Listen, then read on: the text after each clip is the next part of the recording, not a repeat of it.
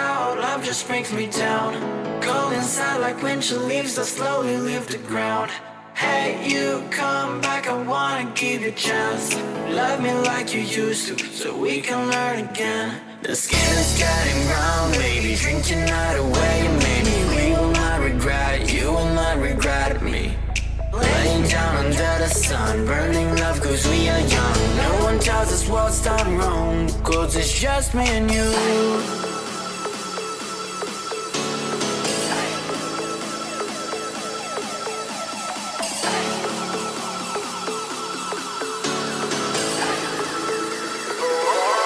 It's just me and you.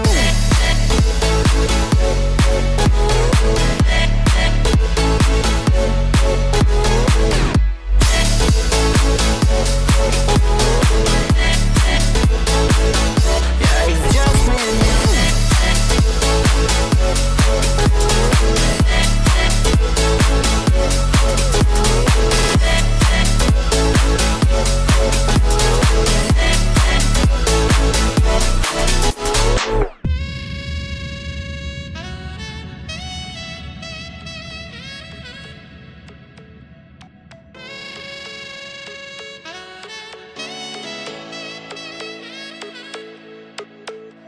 Hold you on the ground, make your eyes roll out. Kiss me all around, baby, do you like the sound of my wasted love? Wasted love, of my wasted love. Hold you on the ground, make your eyes roll out. Kiss me all around, baby, do you like the sound of my wasted love? Wasted love, just of my wasted love.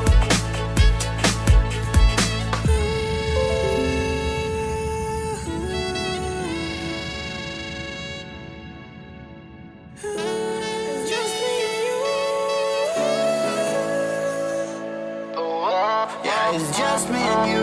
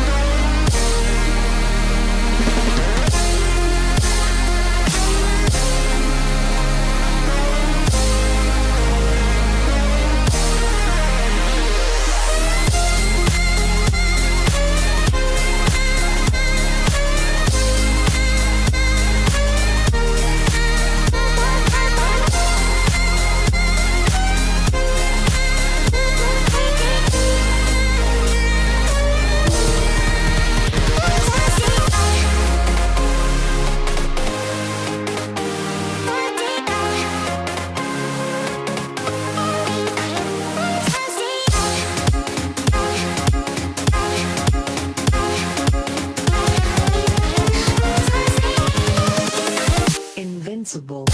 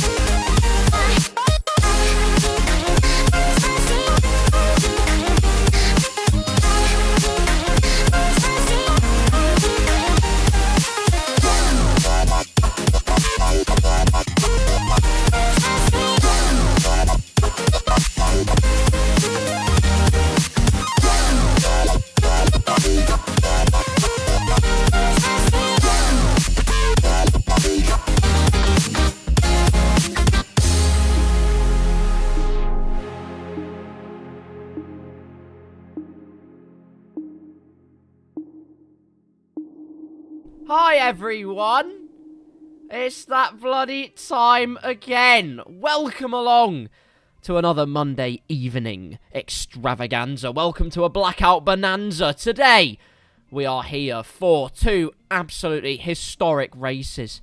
As you can not only see in the title, but for those of you that are, well, missing out the obvious, quite frankly, let's have a look at the calendar.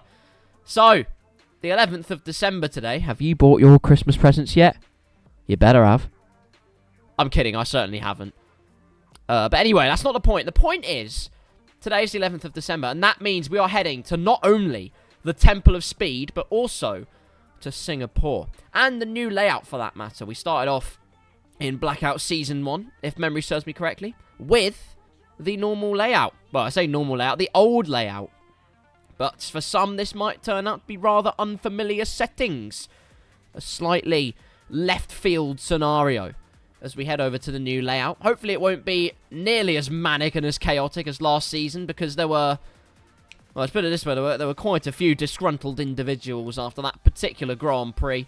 But we won't talk about that. It's a new season. We've turned over a new leaf, which I've never really understood that phrase, because turning over leaves just sounds quite useless. But there you go. That's what we've done anyway. We're heading to Monza and Singapore. Monza, in other news, some background insider information. Obviously, you want to have as little downforce as possible for Monza. In fact, we're going to go to me. Hi, everyone. I've got my massive bottle of water, which, if you say it wrong, could get me cancelled, so I'm not going to let that happen. That's an advent calendar. Doesn't look like I've eaten it, but I promise I have. Now, the real point I wanted to get onto was the fact that in Monza, of course, you need as little downforce as possible. 0-0 wings, for instance, have as little downforce as humanly possible in the F1 game. However, then you run the risk of not quite having the grip in the corners. Magico says Husbo. That's a new nickname, and I like it. Won't be racing tonight, but looking forward to watching. Thank you, mate. I appreciate that. Thank you, waifu. I'm never saying that again as long as I live. I'm so sorry. But thank you. I appreciate that. I hope you have a lovely evening, and I hope you enjoy all of the chaos that's definitely 100% going to ensue. Like I was saying, though, Monza, 0-0 wings. Great in a straight line. You run the risk, though, for instance, into the Parabolica. Something like that. What's it called? It's called Alboreto now, isn't it? But everyone still calls it Parabolica, basically. But the point is, you run the risk in corners like that, and Ascari, and the two Lesmos, of not having any grip whatsoever. So you want like a tiny bit of wingage. Like 5, maybe, maximum. Or 10 if you're feeling adventurous. Or if your name's Buck 20, 106. Or you can go for the, I believe it was slam route, and create up thrust. Do -1 wings. Really, up thrust. Well, you could just fly your way around the track. And they can't police track limits when flying, because there's no white lines to cross over. They'd have to fly the helicopter quite high, and as we know, they're quite picky on safety now. So if they did that, it would be a terrible time, and they wouldn't like that very much. Anyway, it's not really the point. The point is it's going to be absolute chaos from start to finish. And then Singapore, while before it was probably 50-50, to say the least, I've been invited to a Steam lobby, which means, well, they only know what that means. It means in a few minutes' time, we're going to be getting underway with some Blackout Racing, and I hope you're just as ready as I am. Well, let me put it this way. You're going to be more ready than my throat ever will be, as is the case. I could actually race today. There's not actually a full lobby of people, But I'm going to, as always, leave it to the professionals. Because, well, if you haven't watched me try, and I say try because it was genuinely the worst thing I've ever seen and had to witness in my life. Me trying to do Monaco on this, not even an Xbox One controller. I was on a scrubby little Xbox 360 wired controller. It doesn't really matter what device I was using that day. I haven't played controller on the F1 game in about 6 years, and it showed. Because not only did not only did I hold up Wilco a little bit, I also got 40% tyre wear in about 0.6 seconds on the Monaco barrier at the Casino Square. I put it all on black, and it came out red. Red in the puncher territory, almost. Which is not ideal. But there we are. So, alas, I will leave it, like I said, very much to the professionals. Singapore, though, like I said, used to be a 50-50 track. Now you want to probably chuck out a little bit of wing. Just slice it off. Chip it down. Because, well, you got that longer... Well, you got the straights as per before. But then you've also got that new one. Because of the new layout. You miss out the entire twisty and turny bit at the end. Where the downforce would have been king. Now, it is slightly less of a king. In fact, it's probably been demoted to peasantry. So, as a result, a little bit of wing to come off. Or in Buck 20's case, it would have been 50-50. But unfortunately, he's not here today, so it can't be that. Hopefully, maybe Buck 57 will pick up his mantle. Who knows? Anyway, I think that is enough of me. We're going to go on standby for a little bit. The real question of the day, as I'm sure you are all absolutely wondering, and I'm going to check we actually can wonder this, well, I'm ascertaining if they are both racing today. And they are indeed. The big question of the day: who will take the honours? Thanassi or Terziak? Or will it be someone else? Will it be a Wilco? Will it be a Stark? Will it be a J-Lane? By the way, J-Lane, because Twitch Recap came out very recently, I'm J-Lane's #1 streamer that he watched. J-Lane's the GOAT. Give him the championship right now. Give them shared honours between Magico, because he's married to me. J-Lane, because I was his #1 streamer of this year. And Stark, because he's a certified Coldplay G. And that's all you really need to know. So there you go. They can all three of them share the championship. That's the way it goes, I'm afraid. Anyways, enough waffle, enough dilly-dallying, enough lollygagging about. Magico says Milo in P1 and Big Sam in P2. Milo's been a moral winner this season, but hasn't quite won it. Watching right now. Shout out J-Lane, man. Give this guy the championship right now. I wish him nothing but a great race. Fantastic, honestly. Right, anyway, enough waffling, enough dilly-dallying. I am going to silence myself for a moment, because very soon we'll be underway with our first race of the weekend at the Temple of Speed.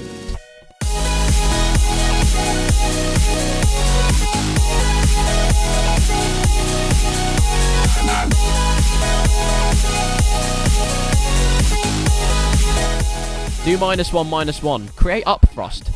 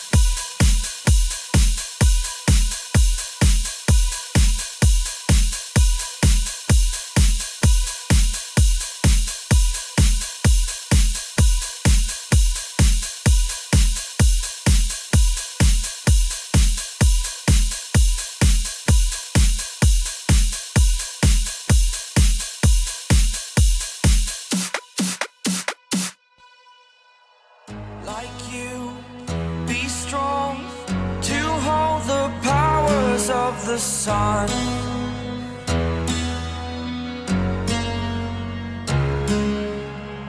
To dream, believe in strength. Now I'm the only one, only one.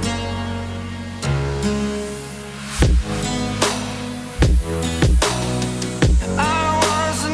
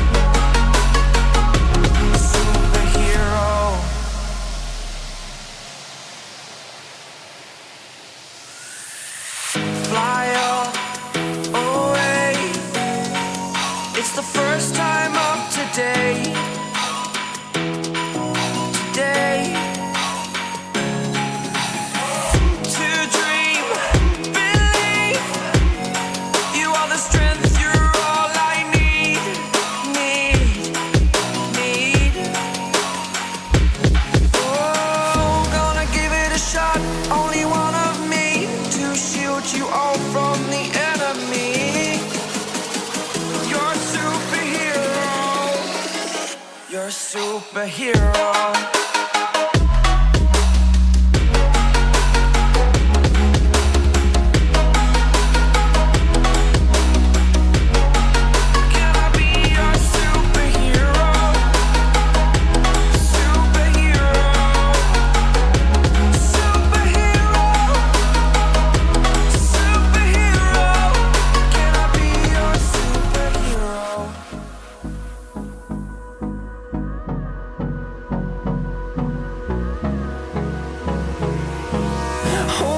Close till I get up.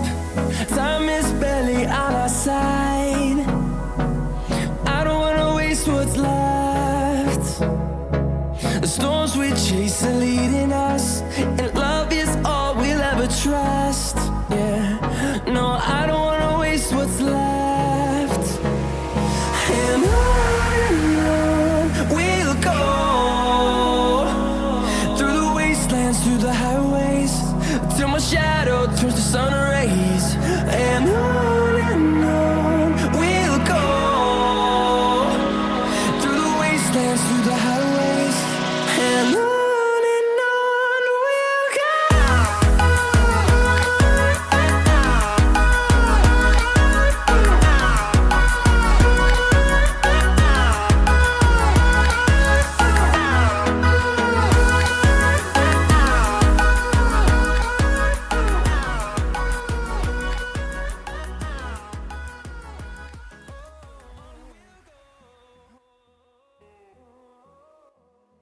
Ladies and gentlemen, it is time. Welcome to qualifying for the Italian Grand Prix. Known for many, many, many things, including pizza, pasta, pancetta, and me forgetting to turn my sound up again. Nonce. We're back. My sound is now on. Turn up the noise. The symphony of V6 screeching. Apart from the screeching bit, because have you heard how low pitched they are? Will begin very shortly. There's only 14 in the mix, so which means everyone will score. Well, the last place man will score at least 2 points today, which is very enticing indeed. So everyone will score points today is all you really need to know. But who will be first out of the pit lane? That is the real question. A dicey one there between the Aston Martin and the McLaren there for a second. On board with Pathiman as he gets out of the pit lane. We'll run through the drivers, actually, while we are here looking at all of this. As onto the track goes Mr. Pathiman, and finally, the simulation is broken. Wilco is no longer the first man to complete the conquest of heading out onto track first. Dirk has come back to reclaim his crown. Speaking of which, Dirk is back in that cracking Williams car, if you know what I'm saying. Anyway, we got Dirkleton and we've got Pathiman in the Williams. We have both Ferraris of Maximus and J-Lane. We have one Red Bull of Big Sam. Of course, Magico cannot be racing this evening. He is watching along very nicely indeed, and will give probably all of the clever and witty punditry you can possibly expect. Guardian says, gutted I can't race this week. I love the chaos. Well, the lucky thing for you is you get to witness it. Right here, right now. And already, drivers jostling for track position here in qualifying, looking for that juicy slipstream by any chance. Terziak already out onto the track as well. Anyway, I was talking about drivers. We have one Mercedes of Slam, one Alfa Romeo of Jamie Tarquin, both Aston Martins of Captain Wilco and Stark, whilst Dirk starts the first lap of this qualifying session. We have both AlphaTauris of Buck 57 and Thanassi. We have one McLaren of Milo and one singular Alpine of Terziak. As through the first chicane goes Dirkleton, clean as you like, almost going for a spot of lawn mowing on the exit, but, well, graphically Codemasters has had many skill issues. That's not really the point. Through into La Roja then for the first time, a purple Sector 1, because he's the only one that has done it so far, but a lovely clean La Roja, and into Lesmo 1 for the first time. Hug it inside as much as possible and then plant the power down. Again, a little bit of time to find on the exit there, but it's just a sighter here, you know. Get that first lap in, ramp up the confidence, and then go from there. Under the bridge, towards Ascari we go, and under the Rolex banner, we'll find out very soon if time is indeed on Dirkleton's side. Not hitting that last curb very sensibly, because he gets spat out like a bouncer. Don't ask, my nightclub life is very, very frisky, believe me. Through into Parabolica, dart the nose in, hope it sticks. On the power as early as possible, try not to go too wide, just about. Keeping it within the white lines, across the line goes Dirkleton, and it's a 1 minute 20.875. However, there are many takers waiting behind him. Many others who want to swipe that gauntlet away from the Williams driver, the first one of which is the McLaren man of Milo, who I thought was going to pull straight into the pit lane, but the narrowest line of attack is indeed the right way forwards. Wilco just 6 thousandths behind. Craziness there. Across the line goes Pathiman, and then Stark, who goes into 4th place. Then Alpha Tauri of Buck 57 goes into P3. Then an Alfa Romeo of Jamie Tarquin, just starting a lap. Across the line goes the Red Bull of Big Sam into 4th place. Hello there. Big Sam is cooking, ladies and gentlemen. Big Goats 229. Meanwhile, we have 2 Ferraris who are looking to impress in front of their home crowd. J-Lane goes into 5th place. However, immediately he shoots up to 1st because he watched me the most of anyone this year. Maximus on medium tyres goes plumb last on time set at the moment with 1 minute 22. Terziak, meanwhile, there he is. There he is, announcing himself in style as the first driver to head into the 1 minute 19s. And that was pretty much, in fact, not pretty much, it was without slipstream. So that is quite ominous, isn't it? Meanwhile, we have Jamie Tarquin and Vulcan. Vulcan's just started a lap. Jamie Tarquin through Ascari then. Fun fact about Jamie Tarquin, just to make you feel bad about everything, was that this man, until about last week, was using full traction control. This man was using full traction, and he was that quick. Explain why, with no assists, I drive like a snail. Towards the line goes Jamie Tarquin. He's used absolutely no battery and still goes 9th fastest. But now he's absolutely flooring it. Opens up the DRS and is still not using battery. He is still not using battery. I'm very confused. But anyway, Vulcan will be next up to cross the line. He's got a purple Sector 2 under his belt. What's Vulcan cooking? I'll have some of whatever it is, I'll tell you what. Magico says he was using auto gears as well. Right, that just makes me feel even worse about myself. Down the second to last straight, the penultimate straight if you will, and then darting in towards Parabolica. A little bit wide there, the car washes out in the dry, so that's a juxtaposition if I've ever heard one. Across the line for Vulcan and into P8 for the Haas driver. Very neatly done, and now we wait for this man. Championship leader, I believe, only extended his advantage by about 3 points last time out. Or by 6. I can't remember what it was specifically, but I think it was either 3 or 6. He extended it by a tiny margin, though. And he's actually aborted this particular lap. No idea why, but it's clearly not gone quite to plan. Terziak, meanwhile, casually is just beginning another flying lap on old tyres. As you were. He's already up 2 tenths on his current time. He must have pit. Unless he didn't pit, in which case, fair play to him. He's absolutely flying on the old tyres. As into Lesmo 1 he goes, on board with the Alpine driver. The man in hot pursuit of Thanassi's championship crown so far this season. And looking to build on that momentum. Like the snowball effect, it just keeps growing and growing. Big Sam is in P2, ladies and gentlemen. Unbelievable lap there from the Red Bull driver. Magico, you can be very proud of your teammate so far. He's only 2 tenths off Terziak. That is nigh on unbelievable. As Maximus crosses the line and J-Lane goes into the pit lane to end their flying laps. We now wait to see what Terziak does with the rest of his lap. On the old tyres, using the narrowest line of attack. Doesn't go into the pits. Will complete this across the line. And it's a 1:19.3. Okay, then.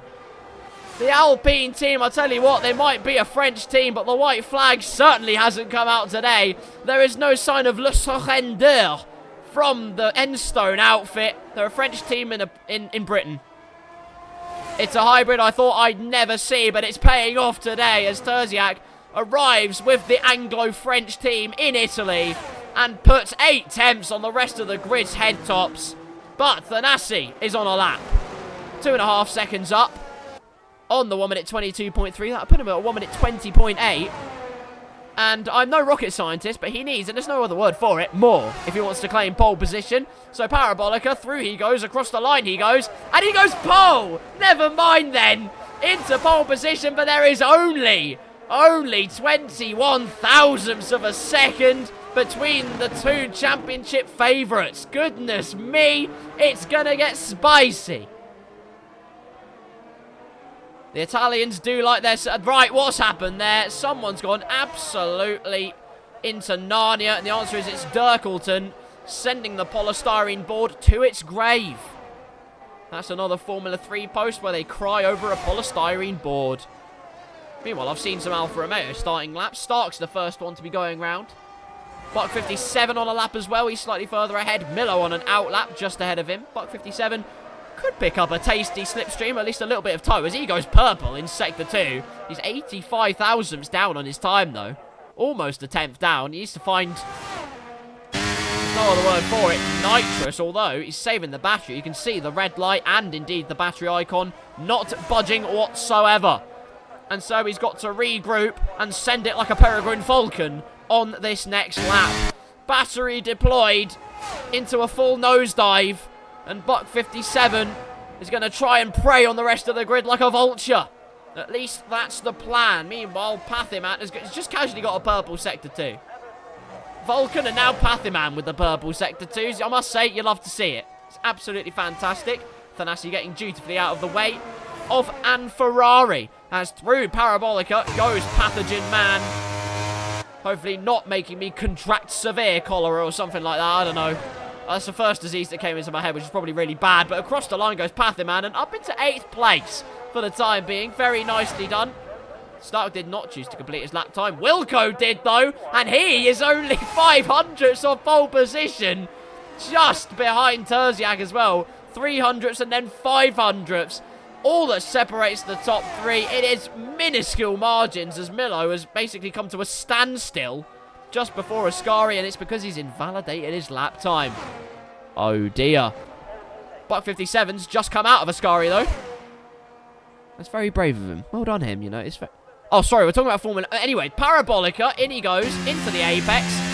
Sort of misses the apex, but in terms of the ones I've ridden on board with, it's the closest I've gotten so far, and in fact, he's flashing his battery. Not in front of the crowd, mate, please, but it doesn't really matter because he's back in the pit lane. And it's going to be a regroup and go again kind of moment. Milo has recharged the battery. Meanwhile, we're going to ride on board with the McLaren man. I'm watching with great anticipation as Dirk goes up into P8 in the Williams car. Only just ahead of his teammate, but Williams 8th and 9th. Ferociously consistent. J-Lane just behind him is going to be completing a lap, I'm pretty sure. Across the line he goes, half a second up, into P4 he goes, the 4th driver to break the 1 minute 19 threshold, and those times will only continue to tumble as the rest of this session goes on. Here we are with Milo, meanwhile, he's 2 tenths down on his lap time currently. That's not an ideal scenario. Of course, he had that invalidated lap time. Used up some of the tyre life in that previous one and sliding out of the exit of Lesmo 1. Very controlled. The judges give it a solid 10 out of 10. But you know what? It's no consolation really about skill points because it's not the ideal scenario. I thought he wasn't using battery. It didn't indicate it there on the onboard, but it turns out Codemasters having skill issues is just very common. There's a purple Sector 2 for Milo. Well, it's something I'm clearly going to have to get used to. Purple Sector 2's raining down from Jupiter because Milo's absolutely flying. And through Parabolica he'll go, and I have almost zero doubt that this will be another 1 minute 19 lap time. Narrowest line of attack. Across the line, the McLaren man goes, and it is not a 1 minute 19. It was close, but it is no cigarette for Milo. Other smoking alternatives are available. Buck 57 is on an out lap. We also have Maximus on an actual flying lap as he heads through La Roja. Pretty sure Jalen will be peeling into the pit lane, and indeed he is. So let's keep a close eye on Maximus. Oh my God Almighty! Those gaps are ridiculous. 1,000th between him and Buck 57, and then only 3,000ths between him and the chasing Dirkleton. Hardly anything to separate the drivers here in Monza. As half a second up, says Maximus. Thank you very much. Could this be the 5th 1 minute 19 time of the day? We are about to find out. On board with the Prancing Horseman in front of the tremendous and, well, torpedoing Tifosi if Ferrari don't win. But through the final corner, the home crowd rallying him on, cheering on their support. You don't have support like it in Formula 1. And he does indeed become the 5th person to claim a 1 minute 19 lap time, just ahead of his teammate. A Ferrari 4th and 5th. I don't think they'd be happy with that either, to be honest with you. But you know what? They'd be more satisfied than they were previously. So there's that. There's Jamie Tarquin, and that's another Formula 3 ripping pizza post for the polystyrene board. He's going to go up on their Instagram later tonight. As Buck 57 has just gone through La Roja. Here he is. Into Lesmo 1, and that's right on the apex. Buck 57 honing is in a Buck 20 and gone for a 500 downforce. No, dear! No, Buck 57, it's not enough downforce. Oh, dear. Too overzealous, overcompensated on the power on the way out. The car spears into Barrier, who, well, wasn't very kind about that. And all that's left of Buck 57 as Barrier dissolves Buck 57 into thin air. No consolation, really, what I think of the incident or what commiserations I give him, because he is now particulates in the air. Anyway, moving on. Jamie Tarquin's got an outlap, and he's just invalidated. Well, we know he invalidated it because he went straight through the polystyrene, but he begins another lap here at the No, he doesn't. No, he doesn't. He goes straight into the pit lane. I can't have any fun. Slams on an outlap. Is anyone actually on a lap? Maximus is going for another lap. He is indeed going for another lap. On the old tyres. You know what? I am fascinated to see what he can do, and I am all for it. Wilco's out on the track as well. We've got Millo's just come out of the pit lane like I just... Oh, dear. Oh, dear. Oh, no. Well, unfortunately, Maximus, as much as I would commend the pirouette attempt out of the first couple of corners, out of the first chicane, you only managed a quarter of a turn. So I'm afraid it's going to have to be a -6 out of 10 from the judges. That is appalling work there. Oh, let's move on from that quickly, just to spare any more blushes. Wilco's just started a flying lap. Through the first corner he goes. Maximus cuts the corner in frustration upon hearing the score. He's going to attach Craig Revel Horwood to a milling machine later today. If Strictly was beyond the watershed, it's probably what they would do to Craig, unfortunately. But let's gloss over that. There's Start going through on an outlap. Got Terziak on an outlap, Thanassi on an outlap. The last couple of minutes of qualifying descend from the heavens. And let's see who the racing gods favour most here at the Temple of Speed. The pressure on everyone's shoulders. Magico says, Barrier, why Buck 57? That's a question I ask Barrier every day. I ask Barrier just why in general. Just why. And then he gives me the bombastic side-eye, and I wish I'd never met him. But anyway, Stark beginning a flying lap. Meanwhile, his teammate is just about to end one. Poetry in motion for the Aston Martin team. And they can't exactly orchestrate a slipstream train because, well, if they did try to, they fluffed it. But through the final corner goes Wilco. No idea if he's improving or not. And he does keep it narrowest line of attack. Across the line he goes. Oh my goodness me, that is brilliant, but it's also heartbreak. 6 thousandths of a second between Space Ghost and Thanassi. Speaking of Space Ghost, he's just said the Temple of Cocaine was fully booked. Not if you're the FIA or Codemasters, it isn't. Across the line goes Big Sam, Big Goat, and he only goes 300ths faster. And really, the times are hardly going to tumble here. Jamie Tarquin just beginning a flying lap. Let's hope Big Sam gets the out of the way. Indeed, he does. And through the first couple of corners, he goes. Terziak just about to start his flying lap. We've got a Williams of Dirkleton about to complete his lap. No, we're not, because he's invalidated it. But will he choose to... No, he doesn't. That's the end of Dirk's session and the end of... Oh, dear. Milo might have had a small accident. No, he hasn't. He's just spun it and Wait, what? I'm confused. Oh, no, his back tyre came off. That's why. That was really underwhelming. I apologise. Oh, no. Milo's out. Ferrari with great orchestration, though. Bit of slipstream used by Maximus for J-Lane. And across the line, the Ferrari man will go for an absolutely monstrous improvement. It's not an improvement. It is not an improvement at all. It's 5 thousandths off his best time of the entire session. And that's quite heartbreaking. But we have an Aston Martin, not of Stark, of Wilco coming into the pit. So who will be first across the line? The answer is, it's Slammer Jam. But I presume he did a lap last time. He's coasting into the pit lane. So Jamie Tarquin becomes the first contender. The first contender to see if he can grab pole position. DRS won't be open because across the line he goes. And into P4 he goes. With only 1 lap of the softs and only 1 lap worth of confidence. I would say he'd 100% take that. And he's nowhere. We know how Monza goes. He's nowhere near out of the running. Thanassi through Parabolica. And he's invalidated his lap. Has Terziak still got a lap on him? He does. But it's a 1 minute 25. What's happened there? And suddenly what was proving to be a potential massive climax to this qualifying session has become thoroughly depressing.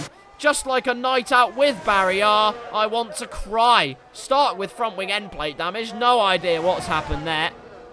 Ferrari has to come into the pits. And, well, there's no other way of putting this. That's the end of qualifying.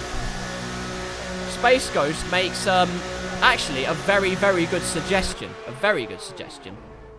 He says you should jump in the 15th car and score a championship point, retiring on lap 1. Now, I'll tell you what. That is quite tempting. I will be honest with you. That is in fact very tempting. I will consider it for Singapore, provided they still have only 14 drivers for Singapore. I might consider it. But I said earlier I'd leave it to the professionals, and I will do for Monza at least. Well then. A marvellous Monza qualifying session. Kind of deflates at the end of it, but when push comes to shove, it's that man again. Thanassi has done it again, and by only 6 thousandths of a second to Captain Wilco. Pause for effect. Terziak in B3, the top 3, separated by just over 2 hundredths of a second, which is ridiculous. Jamie Tarquin in 4th, Ferrari 5th and 6th of their home race, with Stark in 7th. McLaren's Milo in 8th, with Slam in 9th, Pathiman in 10th. And then Haas with Vulcan in 11th, with Big Sam, Buck 57, and Dirkleton completing your running order. And an honourable mention to me, because I didn't qualify, and I could have qualified P15 if I wanted to, but I've chosen not to. But anyway, there brings an end to the Monza Mayhem on Saturday, because there's going to be even more Monza Mayhem on Sunday. And here we are, and the clouds have descended.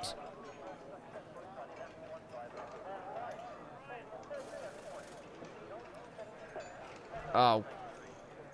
Right, it's not an ideal scenario, unfortunately. I have to race if the game classes you as DNF. So okay, so you have to race 75% of the race before getting a point. So Magico tells me, and Guardian has indeed heartbreakingly confirmed it. I do need to do that. So retiring on lap 1 isn't an option anymore. That's quite heartbreaking. So if I were even to end up racing at Singapore next time out, I would actually have to drive. And that would be, well, possibly quite disastrous. Space Ghost saying he thought that they could make an exception for the commentary team. I agree with this motion. I do agree. Unfortunately, I'm not an administrator of the league, so I probably can't enforce that. But I would approve of it. Of course, I would approve of it, but an exception would go a long way for me, in my opinion. Here we are then, the Monza pit lane. One of the most, if not possibly the most, prestigious track in Formula 1 history. The fan base, the thrill, the atmosphere. There is surely nothing like the Italian Grand Prix.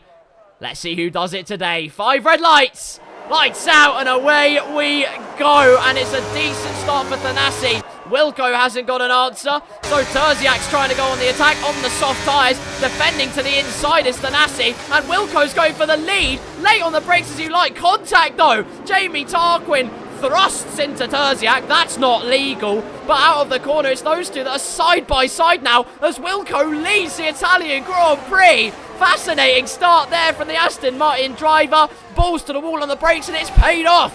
Now Jamie Tarquin trying to go on the attack into La Roja. Nothing doing there. Terziak holds station for the time being as Pathiman... Oh no, Pathiman in the wall. I saw he got a 3-second time penalty, and now he's got egg on his face as well. But back to the front. Wilco trying to escape into the distance. He wasn't stuck in low range. He put it into a high gear, thrust the power pedal down, and he is rocketing away down towards Ascari. As again, Jamie Tarquin looking for a move. The top four already absolutely blitzing away from the rest of the pack. As out of Ascari, that's going to be a track limits warning, and if it isn't, Codemasters, well, need to invest in new guide dogs, because I think either the last one's passed away or they had skill issues. Either way, the point is really that through the final two corners, we have Wilco, Thanassi, Terziak, and Jamie Tarquin. They are all within a second, and Terziak's not waiting around. Slipstream on the championship leader. He has the soft tyres on. He's going to make the most of it in this 50% race. Down the inside into the first chicane. Terziak's through into P2. Fantastic stuff, and it could compound itself even more. Look at the momentum he has on Wilco. Round the outside of Curva Grande. He's going to use his big balls, put them to the wall, and try and go for a move into La Roja. Wilco, though, has that covered every day of the week. So it oh, bit wide, though, from Terziak. A mistake made of Thanassi down the inside into Lesmo 1.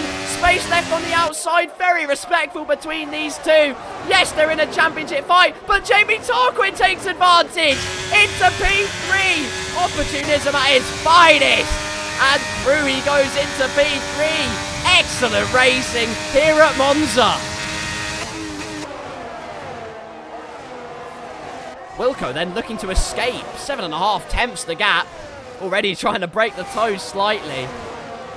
In his quest to keep P1. Came so close to winning last time out. Jamie Tarquin's not going to wait around. Down the inside. Contact made. And that was very, very forceful indeed. Probably should have bided his time a little bit and waited for that straight. We know how powerful the slipstream is. But, well, later or not, for now at least, Jamie Tarquin's through into P2, but that could irk the stewards a tiny bit. Doesn't matter though, only lap 3 of a 27-lap race and a long, long way to go. Wilco leads, Jamie Tarquin second, Thanassi in P3, Terziak in P4, Dirkleton making a move on Buck 57, or defending, I don't know which, but he remains in P11 nonetheless. The Chateau stewards are getting animated.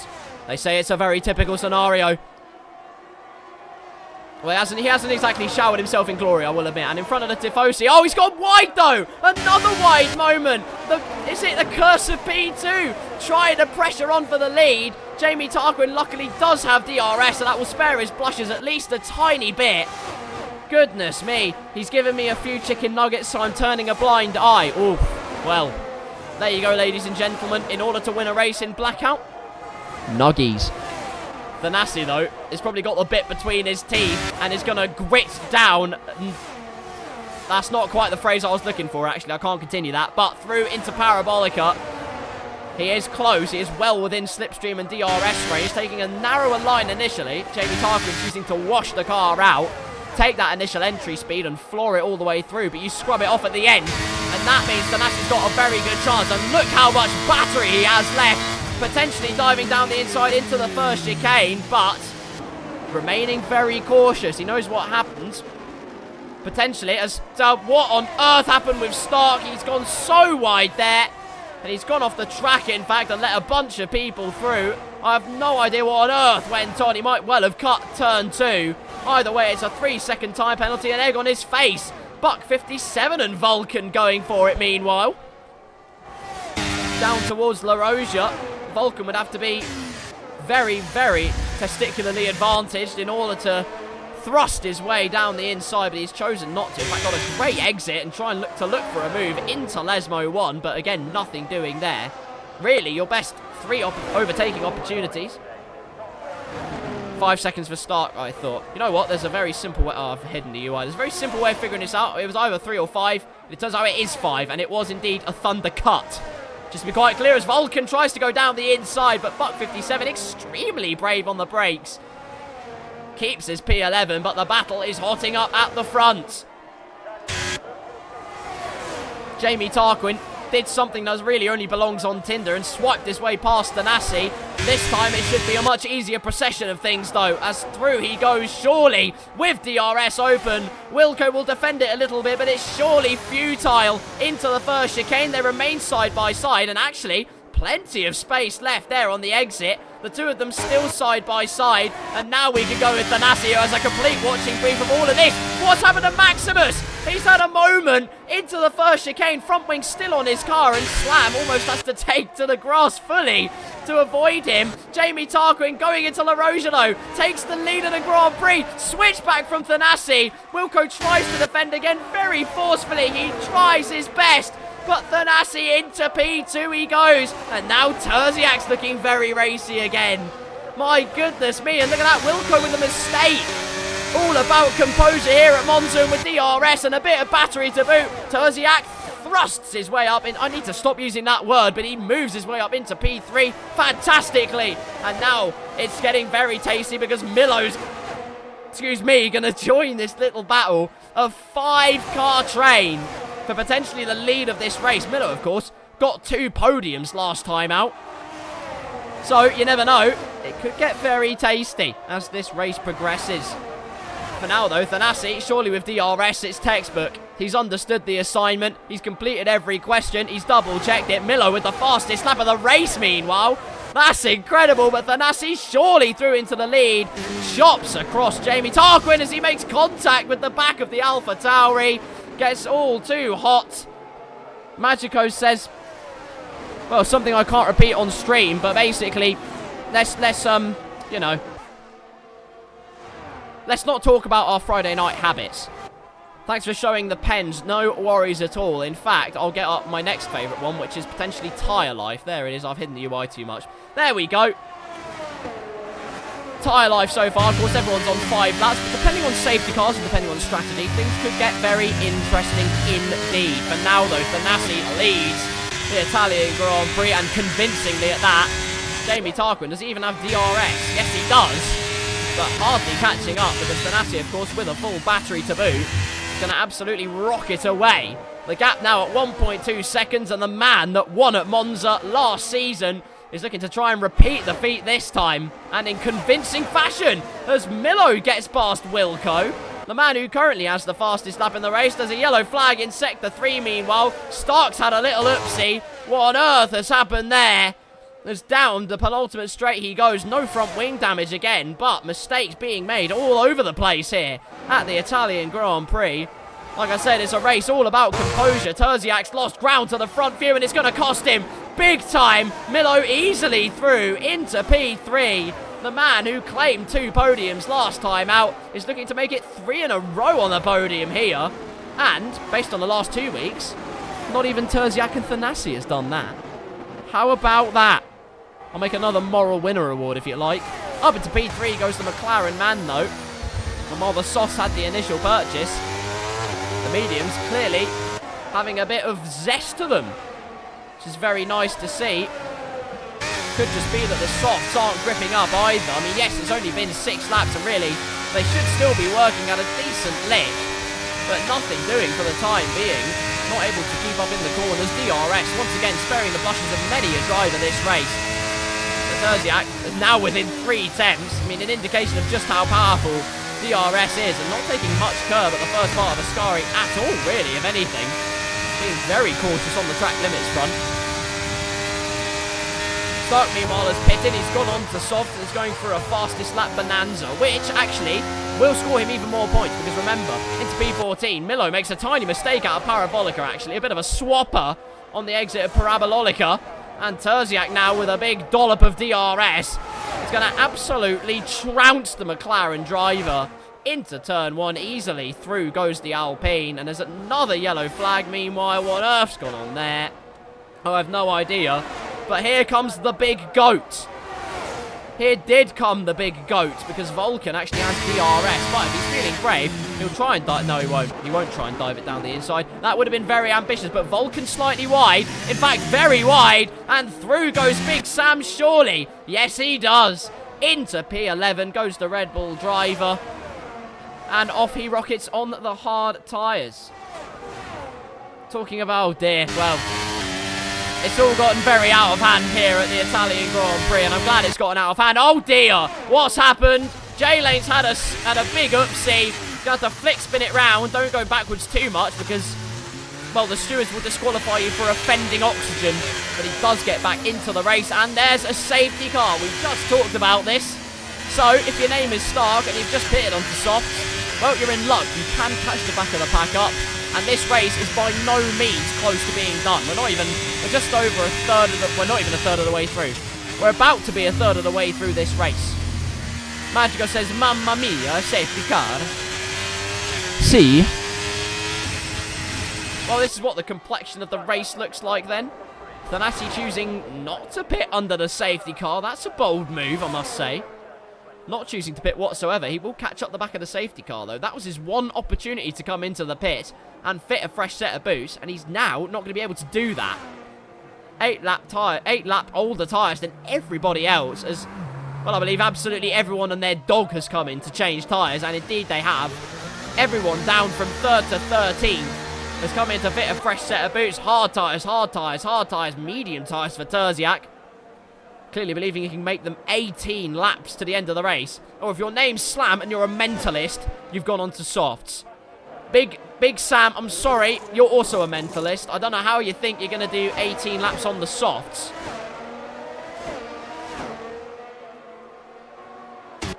But you've gone for it, and you know what? Actually, if there's another safety car, you might not be too mad, I'll be honest with you.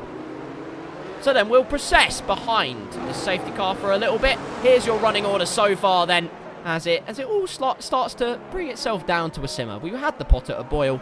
Now we've just got to let things gel together a little bit. So Thanassi leads the Grand Prix, having not made a stop yet. Maximus also hasn't made a stop. The Tifosi, though, will be absolutely... I have to double take whether I should say that, and I'm not going to, because clearly it's all gotten very out of pocket in this stream so far. I can't say that word either now. It's a terrible time, but that's not really the point. Jamie Tarquin's in 3rd. He's the first of the drivers that has pit in this race. Then we have Milo in P4 with Wilco 5th. Terziak drops down to 6th. Slam in 7th. Buck 57 in 8th. Big Goat is on the softs, so he's a big, I don't know, psychopath, I guess. Either way, he's on the softs, and so is Slam, so they're clearly deciding that that was the right idea. Might have to burst their bubble on this one. They could be wrong. As Thanassi now does indeed come in, but he's going to drop, well, there's no other word for it, significantly down the order. Very significantly down the order. Just processing into his pit box now. And, well, let me put it this way. His teammate's going to overcut him, surely. Undercut him, rather. Or just jump him in general. So is Big Goat. And so is Vulcan. Thanassi has dropped down to P10 in this Italian Grand Prix. Might have missed the first opportunity, but dearie me. The man is looking to repeat the feat of winning the Italian Grand Prix just as he did last season. Now has a mountain to climb throughout the rest of this race. Space Ghost makes a compelling point. Sam stands for softs and mediums, the only tyres he runs. I would agree with you, but correct me if I'm wrong. I think he started on the hard tyres. In which case, we're gonna have to respell his name. Let's find out. Big Sam did indeed start on the hard tyres, so he's actually gone against his rule of thumb there. He's gone on hards to softs. I'm very surprised about that, but you know, nonetheless, we'll gloss over that. There might be some method to the madness, is what I'm telling myself. So, the Italian Grand Prix has been on the F1 calendar since forever. Literally has. Literally has been on the F1 calendar since forever.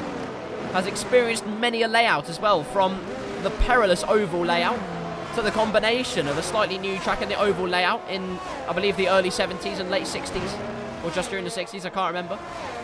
Then changed again in the late 70s. Then the previous generation layout, which was around until... God, what was it? Like 2001? 2000? Definitely was late 90s, because I remember 98, where Schumacher won. Might have been... my guess and my hunch is that it was 2001, and that's all I can really say. But there you go.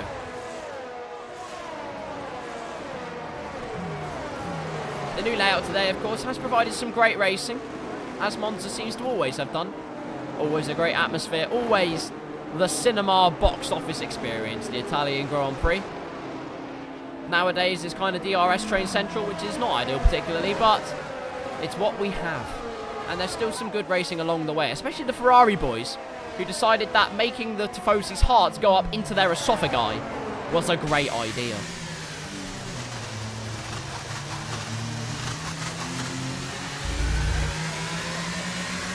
My favourite layout was the one where you're upside down past the castle. Or was that Mario Circuit? You know what? Actually, no, Space Ghost, you make a very, very good point. Blackout, one off, do a Mario Kart event. Everyone on equal cars and equal terms, and with items to boot. I think we could throw up some surprises in a Blackout Mario Kart series for 1 week. Just a thought. It's actually a very good point, and all credit goes to Space Ghost because he first suggested it. Safety car still out and about, but not for much longer. It comes in at the end of this lap, and the Tifosi have done something inexplicable in the good kind in their mind, because Maximus is going to lead the field away.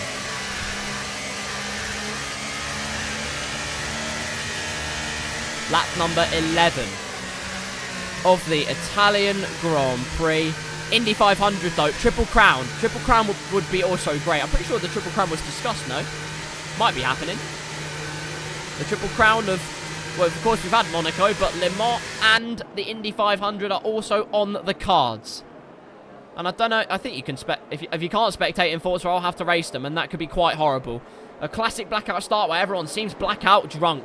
And does it look like rain? Quite possibly. It looks like it's been building up to it for quite some time. It's looked very ominous.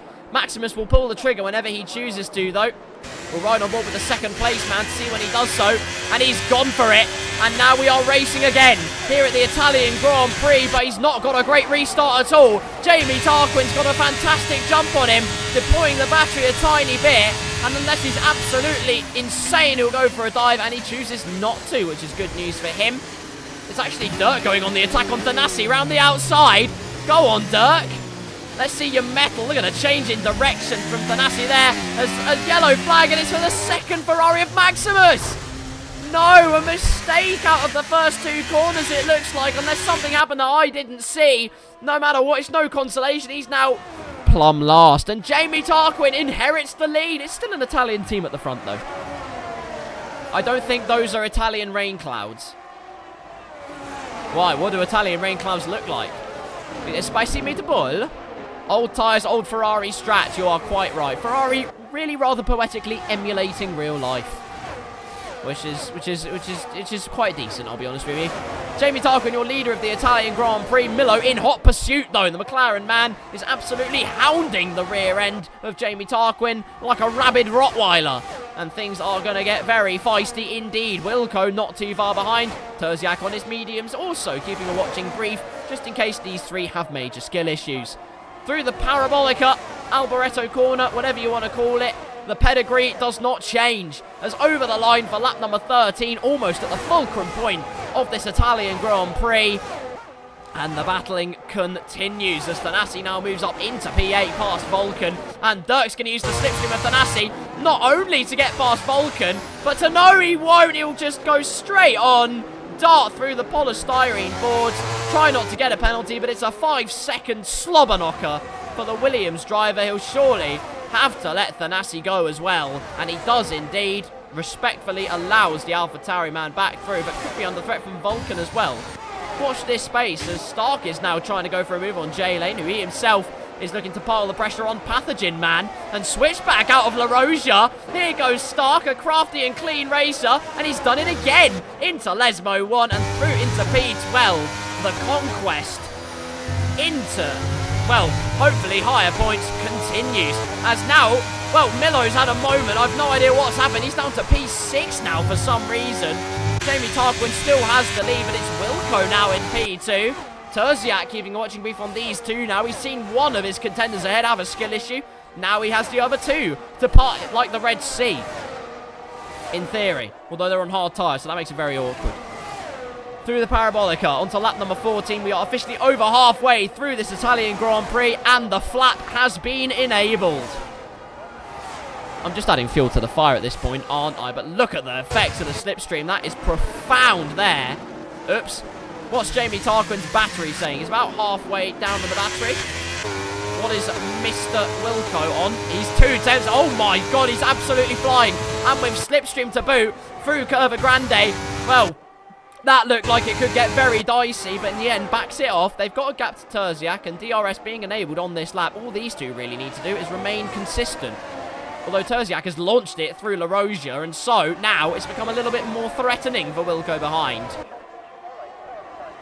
Through Lesmo 1 and into Lesmo 2. And now DRS will be enabled. The flap is deployed. The crowd say, get your flap out. Wilco says, don't do that, I've got stage fright. But in this case, he doesn't. Has it wide open indeed for everyone to see, but can only muster up 4 tenths worth of slipstream. And a slight over the track limits. Potentially a warning there. They've got to be so careful. It'd be great to see how many warnings everybody has. I mean, I can do that on Race Director. But there you go. There's only one thing. Oh dear God almighty. Well, Wilco's extracurricular activities aside, he has DRS and a great bout of slipstream for that matter. He's whipped up a storm and like a ferocious tornado, well wins his way. No, he doesn't. He's absolutely overcooked it, and it's a 5-second time penalty. Buck 57's got a 5-second time penalty. Up into P3 he goes, but he's surely going to have to relinquish the position to Terziak as something's gone horribly wrong. Who's had a moment? It's Vulcan that's had a moment. I have no idea what's happened. He's got a front wing still, though, so it's not that bad. Stark into P11 now. And he's going to go for the move on not only Vulcan, but potentially J-Lane as well into La Roja. Down the inside, looks for it, but doesn't go for it. Could get a better exit out of the chicane. No, slight moment, but keeps out the barriers crucially. Goodness me, all kinds of drama happening in about, well, 0.6 milliseconds. So now I have to catch my breath, check my pulse. Get it back to a good rate, and Stark now with DRS on Vulcan. The battling continues. Deploying battery to no end, and look how quickly he's catching up. Surely a move into Ascari is on the cards, and indeed he plays his ace of spades, that being the DRS flap, and into P10 goes the Aston Martin driver. Back at the front, though, it's getting spicy. My God, Buck 57 practically pushing Wilco through the final corner. And Jamie Tarquin could well be swamped here. DRS, Wilco easily through this time. Just don't miss your braking point, mate, and Yaguchi. Into turn number 1, he does not make the same mistake twice. Into first place convincingly. And Captain Wilco inherits the lead of the Italian Grand Prix, but with a 5-second time penalty raining over his head. Speaking of rain, nothing to show for that as of yet. Meanwhile, it's the Ferrari of J-Lane that's creating a massive train, or did create a massive train, because Stark now has a train to worry about. For a brief moment, a train of only 3 cars is not the most adventurous one in the world, but it doesn't really matter. The point, really, is that Stark is up into P10, and now hot pursuit can begin on J-Lane. Wilco, though, well, Spaceco says Wilco was worried about his behind there, I think. Well, his derriere is about to get even more frisky as Jamie Tarquin will retaliate with DRS. Nothing doing there through Ascari, though. Wilco takes incredible speed through the first section, but compromises the last part. Now it's a great run for the Alfa Romeo driver. Hopefully won't go for another move into Parabolica, because that proved to be his undoing last time. Thanassi there in P6, by the way. It's been quietly making up positions. I've hardly checked in on him. Kudos to him. Was in P9 or 10. Was fighting away with Dirk. And now is firmly ahead of him in P6. And keeping a close eye on what transpires ahead of him as Jamie Tarquin surges through into the lead once again of the Italian Grand Prix. No braking zones missed. The Alfa Romeo driver makes no mistakes and is up into P1 once again. And what I was going to say is if this first few cars, these first 5, play it tactically here and keep using the DRS, Thanassi going to find it very, very difficult indeed to make any particular inroads. So they can play this smart here. That should be the plan anyway, as Maximus is into the pit lane. Can't retire yet. He won't score any points, so I can confirm. And it is a nose job that he needs. Oh dear. I would say slick work from the Ferrari boys, but, I mean, the benchmark... Well, the benchmark isn't that high anyway, so great work there. And Wilco chooses to stay behind in this particular DRS battle. Just over 10 laps to go, 10 tours of the Italian Grand Prix circuit. Another bout of DRS will belong to the Aston Martin driver, though, so it's not all set in stone just yet. So look at that, they're swarming around like hungry sharks here. So hungry for higher points. Wilco will continue fighting this to the bitter end, but with that penalty, it's going to prove very, very difficult. In fact, probably nigh on impossible to win this race. It's Terziak going on the move, potentially. Down the inside, looking at Wilco. They're both past Jamie Tarquin. Terziak now alongside the Alfa Romeo driver. Leave the space, both of you. They do indeed. And on the exit, Jamie Tarquin gets incredible momentum. Keeps that P2, and now it's Buck 57 once again on the move. If not, Milo has something to say about all of this in the Grand Prix of Italy. Down the inside into La Roja, potentially. It'd have to be balmy, and Milo chooses not to play the balmy card. As Jamie Tarquin makes a mistake into La Roja. Oh dear, and that means not only can Wilco escape, which is crucial for him, but it means now Thanassi joins the back of this train, and things get very tasty indeed. DRS wide open, a bit of battery usage to boot for the championship leader. Looking for the move on firstly Milo, but he himself is going for the move on Buck 57. Look at that. Down the inside and convincingly surges his way past the AlphaTauri driver. Surely they'll orchestrate Thanassi to go through and chase, but no, they don't orchestrate it at all. Buck 57 chops that avenue off very harshly indeed. As through into the parabola they go for the 18th time. And the DRS Sharknado can begin once again here. Jamie Tarquin leads the Sharknado train, but through goes Terziak. Make that possibly Milo, as into the middle he goes. Terziak chops across. Milo's on the outside. No! Massive contact! Terziak and Milo round! And devastation for the pair of them. It looked like that gap wasn't going to be big enough. It looked like it always was going to close. But that avenue has shut itself catastrophically as both Milo and Terziak come to blows before the first chicane. And there's no consolation as to what I think, but it is drama at the Italian Grand Prix. And in the theatre of all things racing, the show that these two have put on is downright dramatic and depressing, because now they're not in the fight for the lead anymore. So what does for the fight for the lead look like? Well, it's Jamie Tarquin versus Thanassi versus Buck 57 for the time being, as DRS for Thanassi. He's going to try and go around the outside into Ascari. Easily gets past before Ascari. And into P2 goes the championship leader. And now the quest for P1 and Captain Wilco begins. Both of them with a fair amount of battery. Thanassi, though, with more. Into the Parabolica they go. Thanassi without DRS, though. Which is not the ideal scenario, because now one Alfa Romeo man has it, as Stark has a 3-second time penalty. Slapped onto his Aston Martin car. DRS will be wide open for Jamie Tarquin, and while Thanassi thought he was going to have it all his own way, Jamie Tarquin's got something to say about that. Down the inside into the first chicane, and it's an easy little move there into P2 once again. The gap extends though, but he just doesn't have the same purchase as Wilco because of the battling. Means the Aston Martin driver can escape just a little bit more, as what's happened to Maximus. Again, a little bit slow. No front wing damage though, seems like he's doing okay. The big battle I'm seeing currently is Vulcan and Stark. Who would have thunk it? Vulcan absolutely sending it. If J-Lane and Vulcan keep within the 3 to 5 seconds, they will fly up the leaderboard. You're damn right they will. J-Lane at the moment well, potentially forecast for, and I'm going to have to whip out the spectator menu for this one. That's disgusting, but anyway, look. There's your fastest laps of the race, meanwhile. I've hardly even looked at any of this, but fastest lap belongs to Buck 57 still, and probably will remain as the fastest lap holder for quite some time. Things are hotting up at the front, though. We're going to look at that. What I meant to show you was the penalties. 10 seconds and 5 seconds for a lot of drivers here. J-Lane remaining in that 3.5 second range as Terziak will easily get past into Parabolica. But I imagine Milo will have DRS as a result, so it's not all completely set in stone.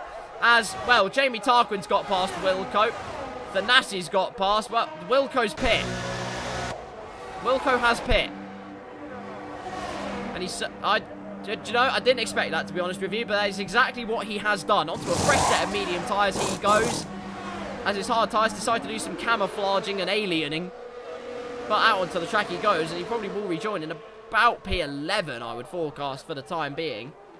If he can stay ahead of the Williams driver of Pathiman, that would be much appreciated on the Aston Martin guy's front, but for now... well, perhaps he thought there was not a lot left to lose, considering he had quite a few seconds on his head top. Serving his penalty, and away he goes. Space Ghost in P10 and looking for the fastest lap of the race. So the battle for the lead then. Jamie Tarquin versus Thanassi. We're back where we were before then. Came to blows earlier on in the race. It was a forceful move from Jamie Tarquin. Whether it was fair is a discussion for another day and another stream altogether, to be honest with you. But no matter what, it's boiled down to this moment. Thanassi going for the lead of the Italian Grand Prix.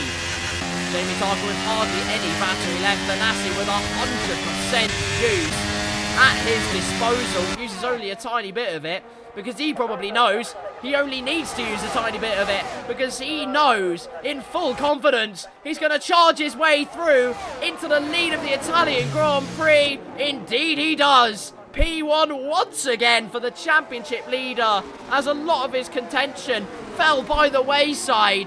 Now he has the prime opportunity to strike while the iron is most certainly at its boiling point. Into P1 for the championship leader at the Italian's biggest prick.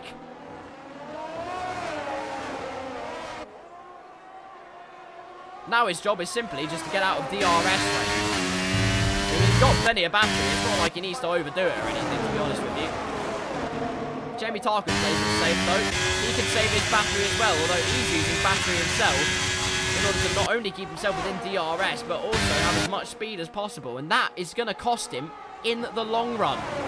Just not an ideal scenario at all. But there you go. Thanassi leads. Jamie Tarquin now only 3 tenths behind, though. He's not letting this one go without a fight. It's what you love about Blackout. It's a community league, but you've got to love the tenacity that everyone has. And he sends it into... No, he doesn't. No, he doesn't. He's sensible. He's learnt his lesson and actually takes a narrow line into Parabolica.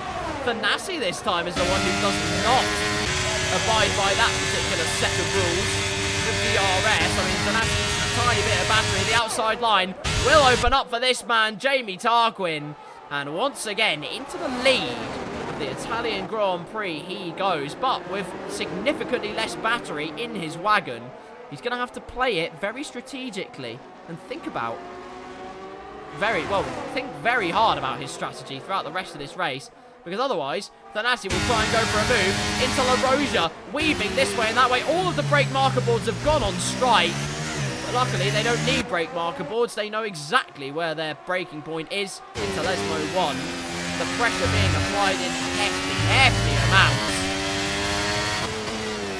J-Lane now only 2.3 seconds of Milo, can I just say, and that, well, the repercussions of that for everybody else is damning. He'll be ahead of Milo, not only ahead of Milo, actually we can do this by what their gap to the leader is. So you can see J-Lane 11.1 seconds off, now 11.7, Buck 57, currently 5 tenths off. If J-Lane just remains consistent and these guys keep fighting, there is no reason at all why, well, you know, Jamie Tarquin's actually been very clever here and decided to get some DRS, or tried to get some DRS, but look, again, how much battery Thanassi has. He's just waiting, he's plotting, he's biding his time here. DRS wide open, J-Lane, 10.9 the gap. He's just got to get 5 tenths in on Buck 57, and he can get a podium in this race for Ferrari. And the man whose most streamed channel last year was me would have nothing but the highest of praise from me for remaining consistent, not falling foul of the track limits, as Wilco does get the fastest lap indeed, and will have prey in the form of Vulcan. He is Predator. Round the outside he goes. In fact, it's not even close as they head into the braking zone. Wilco on a charge then. With 3 seconds of time penalties, though, he's got to keep the pace up. Again, though, Jamie Tarquin assumes the lead of the Italian Grand Prix. With, again, only 20% battery. Thanassi's hardly having to do anything here. I know he thinks he's probably got this set in stone to some extent. I think he thinks he knows what he's doing, but Thanassi also thinks he knows what he's also doing. It's a meeting of minds. It's a game of strategy, a mental battle.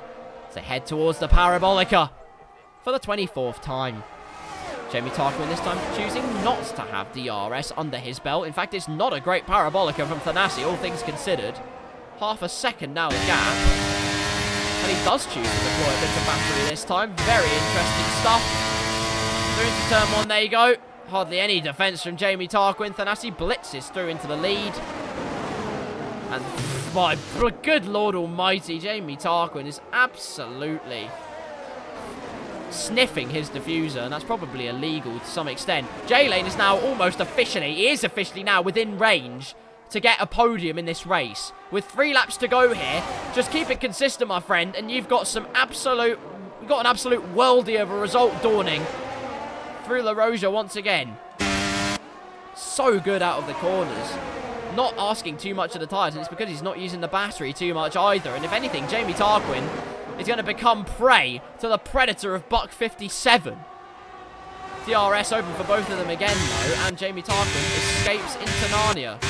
And that onboard shot was very different to the one I just had, because apparently he had like 60% battery, and I know that's not true. He only has 20%. I can check the telemetry to prove it. 17%. Thanassi is 89%. Hardly any battery being used here. As we head into the Parabolica in the Grand Prix of Balls. Space Ghost giving me all of the ball puns here. And on to lap number 26 of the Italian Grand Prix we go. Thanassi leads. Jamie Tarquin, half a second is the gap, but Buck 57 could look for a potential move, but nothing doing there. Once again, has to bide his time and keep pace. Why is there a yellow flag? What on earth has happened there? Patherman with a little issue, but nothing to worry about as Milo goes wide once again, bumping over some sausages. And I know it's the Grand Prix of Balls, but stop that right now. That is going to get me banned from Twitch. But Milo down into P6 once again. Already has 10 seconds worth of penalties to his name, and also now has emotional damage to his name. J-Lane still within that podium range here. Jamie Tarquin out of DRS range of Thanassi meanwhile. And now has 3-second time penalty on his agenda. Well then, it's all getting very tasty indeed, as Wilco is now up into P8. That's incredible from him, I must say.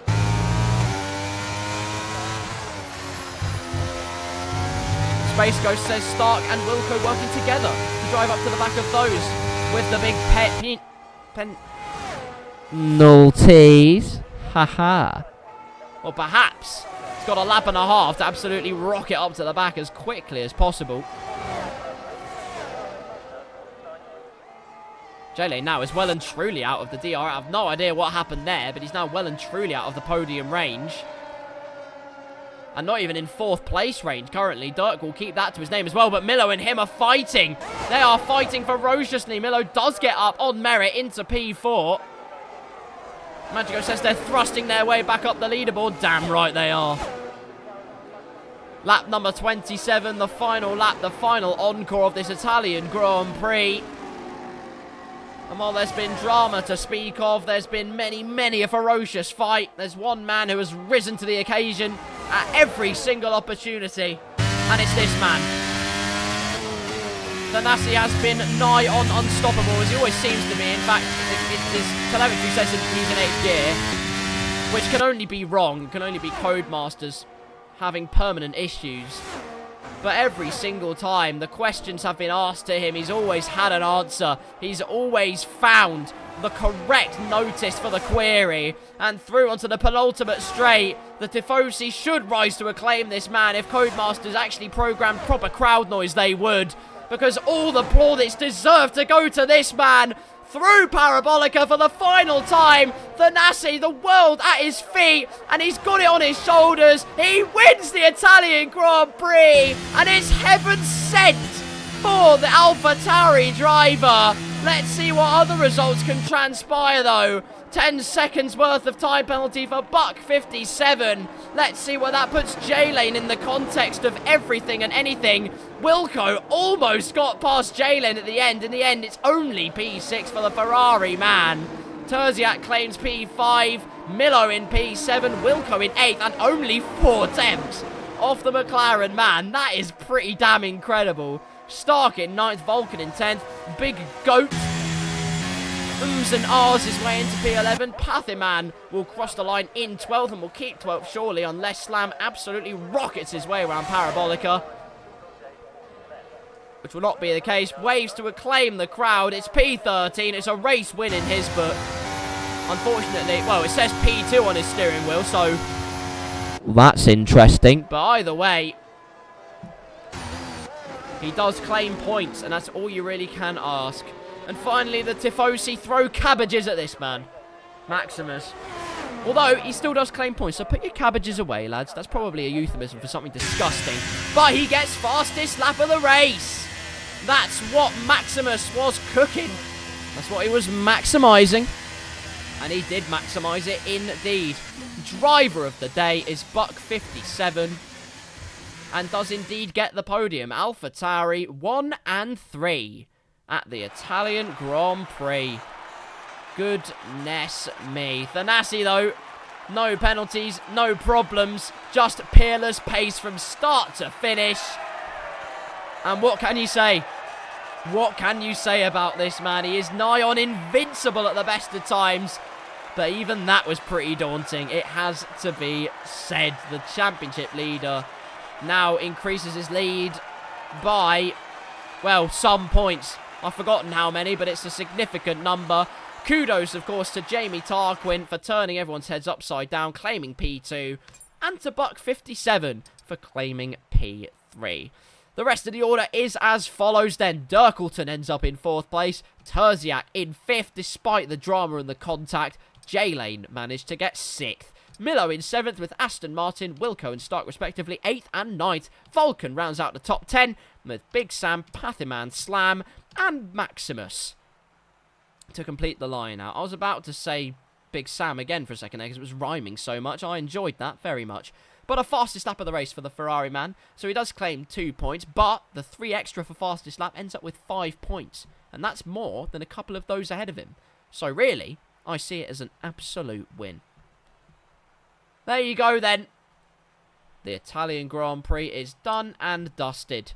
Or would be done and dusted if my leaderboard actually moved on.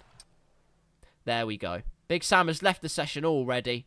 A great race, says Magico, and I am more than inclined to agree. That was absolutely sublime.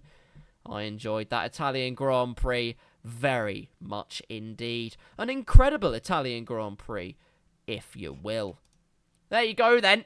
Thanassi, the first race winner of the day then. At the Temple of Speed. But where we were at the Temple of Speed before, things are about to get very claustrophobic at the Singapore Grand Prix. Will it be just as chaotic as last time out? Quite possibly. Who knows? But that is for you all to find out very, very shortly indeed. Stark says he dislikes Monza. Who was the grandest prick for you last race, says Space Ghost. Well, anyway, moving on. So, well, Singapore is where we head next. I'm going to join and Discord channel quickly. I should probably put my Discord onto streamer mode so it doesn't make that noise ever again. I don't know how you put it on... Ha! I don't know how you put it on streamer mode. I'm a Fruit Loop. But anyway, that'll be it for the Italian Grand Prix. As I said before, we soon head to Singapore, where hopefully for some cog at the bottom, Space Ghost, you are an absolute driller, my friend. Well, I know it's that, but like, oh, it's literally just a separate setting. Thank you, Space Ghost. You're an absolute driller. My number is in the post to say thank you, because I'm a married man. Streamer mode under app settings. Thank you. I am now in streamer mode, and life is good. So then, we wait with bated breath to sling our way through Singapore. Unfortunately, the Singapore sling doesn't exist, but we can all dream. I leave you with the music. What a great Monza. What a great Italian Grand Prix. Congratulations to Thanassi. And we'll see you very soon for Singapore Sensations. Through the wastelands, through the highways, till my shadow turns to sun rays, and on we'll go. Through the wastelands, through the highways, and on we'll go.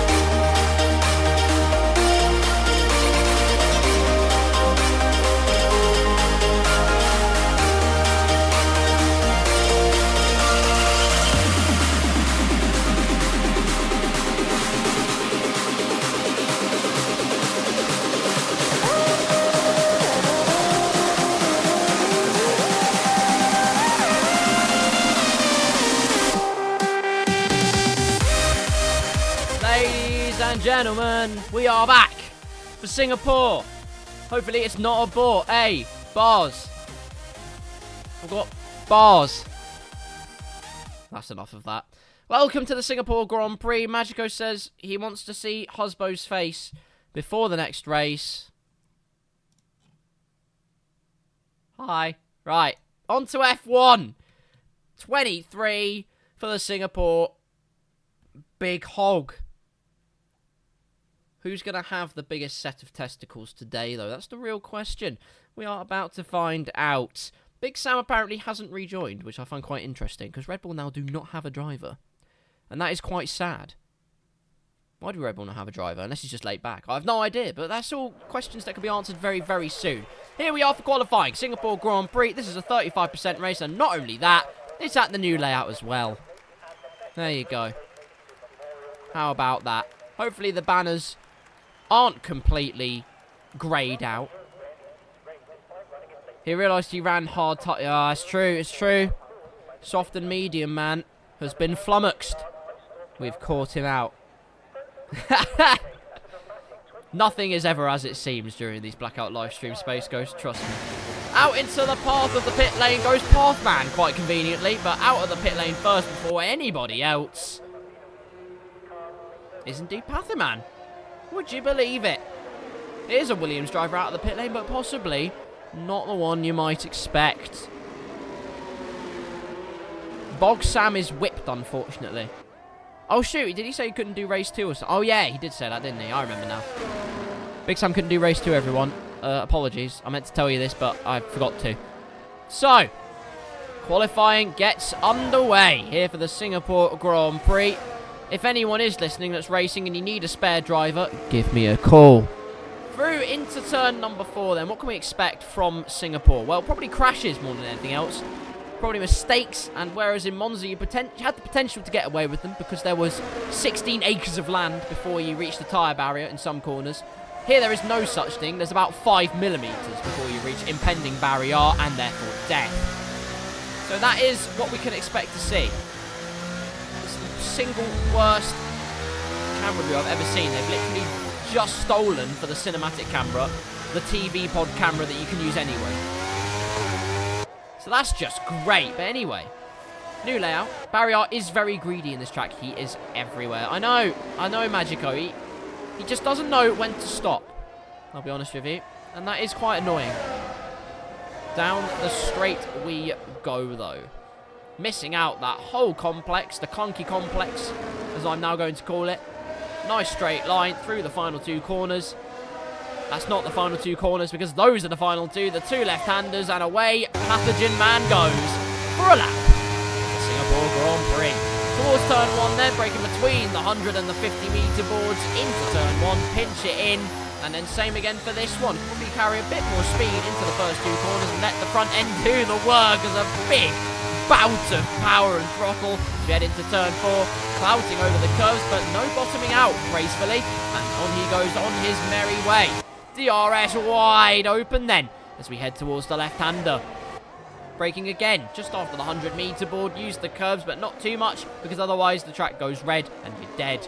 Into the right-hander, not meeting barrier, a little bit of time to find a little bit of the limits to explore, but for now, 1 clean lap, 1 lap of confidence is exactly what you need in order to get your eye in. Into the left-hander used to be the fabled Singapore sling until they removed it, where the whole F1 paddock was very sad indeed.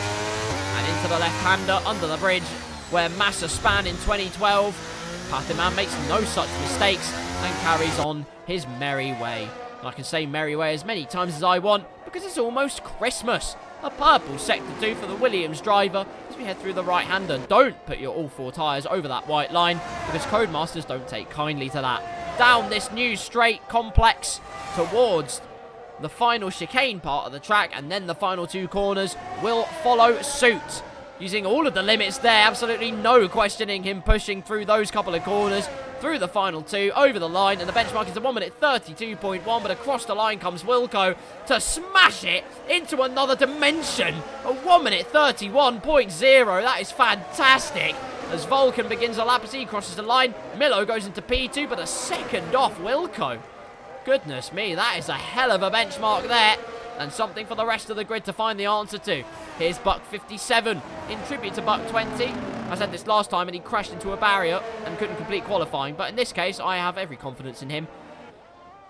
Honouring his Buck counterpart by running 5 million wings on each one as he goes into P2 and only half a second off Captain Wilco.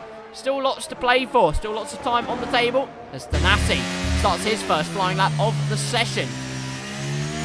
Rather unusually, normally Terziak and Thanassi are sitting in the pit lane, waiting for everybody else to set a lap time, wait for the track to evolve a little bit, then getting out there and absolutely blowing it out of the sea like Frankium in water. Wilco on fire. Your defence is terrifying. Don't cut me off, that was a good song. Right, through the final 2 corners, here goes Terziak. What kind of benchmark can he set? The answer is a 1 minute 31.7. J-Lane's actually gone into P2 with a 1 minute 31.4. Very nicely done indeed.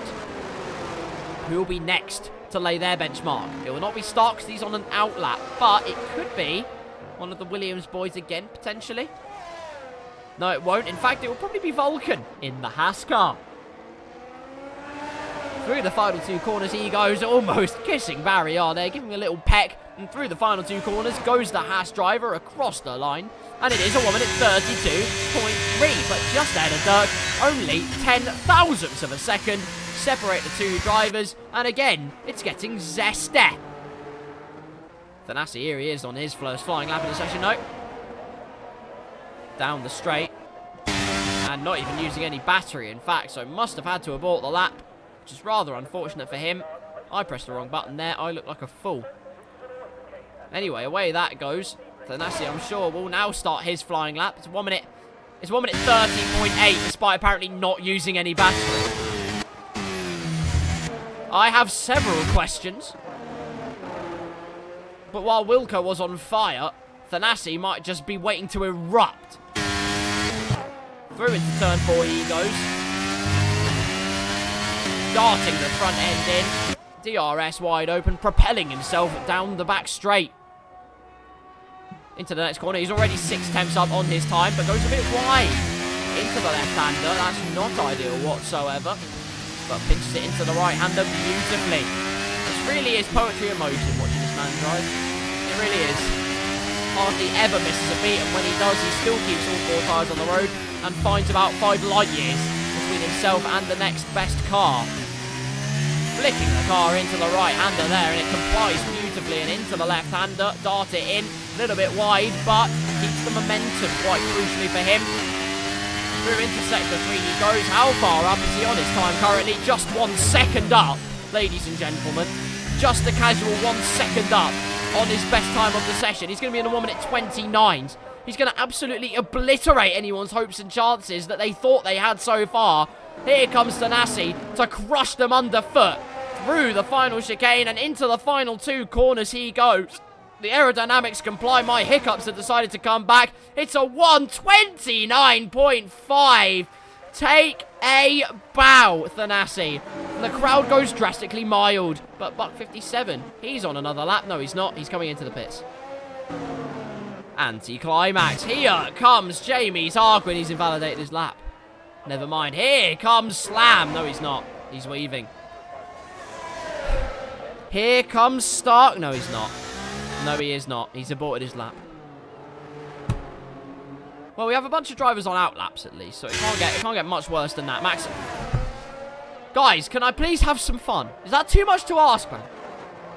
I'm going to throw a tantrum in a minute.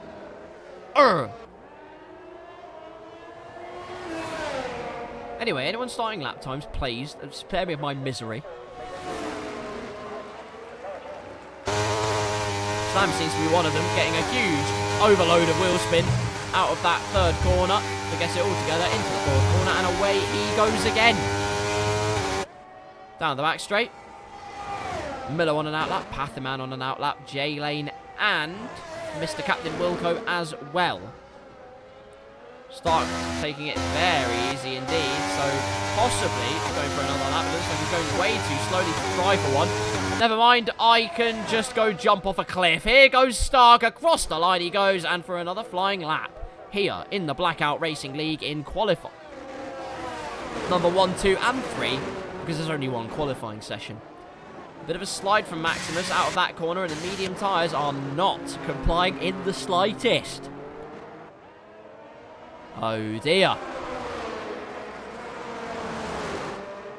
Meanwhile, what's cooking in the hood? Jamie Tarquin's certainly cooking. He's got a purple Sector 2 to his name. That's pretty nice, isn't it? As Pathiman starts another flying lap in this session. Thanassi's casually about to start another flying lap, I believe on old tyres, so that's just humiliation, isn't it?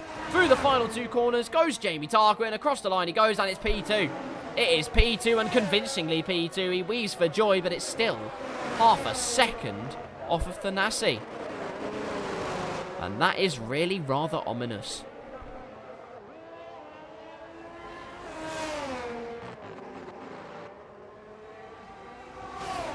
Terziak has left the session, meanwhile. He's already given up. He can't give up yet, mate. There's a yellow flag in Sector 1. There's still 7 minutes and 50 seconds of this session left. Don't shy away from the battle. You've got to show these guys what you're capable of. Got to show them your mettle. Show them your Savage in Singapore. Meanwhile, Stark goes into... No, he doesn't. He doesn't go into P5. It's Milo going into P3. The next man into 1 minute 30. Only one man has so far managed to pluck a 1 minute 29 time out of thin air. And I say thin air, it's almost inevitable, really, isn't it? Thanassi, by the way, only 2 temps down, despite being on old tyres. Now only 4 temps down. Yes, I imagine he will abort this lap. It wouldn't surprise me. And he's got absolutely no electrical energy. The Energizer Bunny has been incinerated. But even so, I mean, he could set his lap time now on the old tyres and with no battery. And if he kept it all together, would still be ahead of Jamie Tarquin. Pathiman's next into the 1 minute 30s. Hello, now the times begin to tumble. I'm beginning to have some kind of feeling that everyone just wasn't using their battery for that first lap. To keep me on my toes. Well, since they are now, I'm paying attention. Pathiman into P4. And now we see what everyone else has on offer. Maximus on another flying lap, 2 seconds down. Or 2 seconds up, sorry. On, well, I presume his current time of 1 minute 37.924. I've got a feeling. Ooh, ooh, that tonight's gonna be a good night. That's the most I can sing of that before being smited off of the platform. Maximus into the pits, though. And that's a lesson for everyone. Don't use medium tyres in qualifying. Into the pits comes Milo as well. Terziak's left the session again, meanwhile. And it could well be connection-fraught trouble. And that is not ideal in the slightest. Deary, deary me. Milo has also left the session, meanwhile. As into the pits comes Slam. Lots of drivers not setting lap times. I was about to go to Buck 57 and say, here's someone that is, but he already has. Buck 57 into P4. Just about usurps Pathiman. Only by 26 thousandths of a second. But nonetheless, it is still a usurp. Thanassi, meanwhile, into the pits. He finally comes. He's laid down his gauntlet, decided that is well and truly enough. That is all she wrote. Jalen with absolutely no electrical energy left to speak of, but he is flying, well, was flying along. He's 8 temps down now. Into P8 for the time being. Hardly anything between him and Stark. In fact, both Aston Martins are well within his reach. And with 5 minutes to go in this session, it's a chance for at least one more flying lap. I would imagine probably just one more flying lap. Wait until the track is at its absolute best. Get out there on the fresh tyres and send it.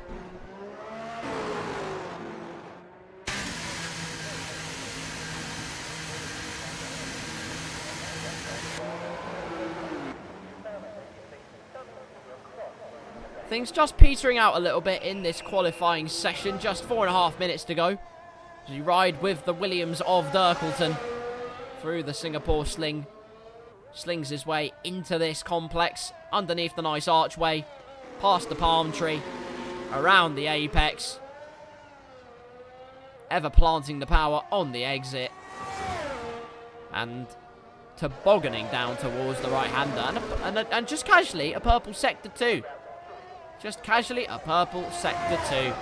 Down this new section. This new straight. Pedal to the metal. The host has been that's not a good sign, is it? Buck 57's left now. What on earth is going on? Through the final couple of corners, and Dirk is... Well, his timing screen for a second said a 1 minute 16, and that was about to be absolutely ridiculous. But he goes into P10 with a 1 minute 31.758. Out of the pits come both Aston Martin, Stark and Wilco. Again, no teamwork being employed. After the Canadian Grand Prix, they've been quite shy about it. Although, at the Italian Grand Prix, it very nearly almost paid off for them in the race. Giving Wilco the slipstream, the savage pace, almost ended up promoting himself even further up into the points. As through for his probably final flying lap of the session goes the Aston Martin driver. Let's ride on board with Mr. Captain Wilco. Finished P8 last time out, but surely going for glory here in Singapore. Through turn number 4, use all of the exit as much as you can. And now sledgehammer your way down through this straight, which isn't really a straight, but towards turn number 4. He's a 10.5 up on his time currently. Pinching it in, the car complies fantastically. Brake at the black box on the left, and then use that apex a tiny bit. Then you want to flick it into the left-hander, almost coast it in actually, forget what I said. Because the early apex means you can carry the momentum and then thrust your way down towards the Singapore sling. It had to happen, I had to say it again. But into the right-hander, flick the car in. Hope it complies, avoid the curbs as they unsettle the car very easily indeed.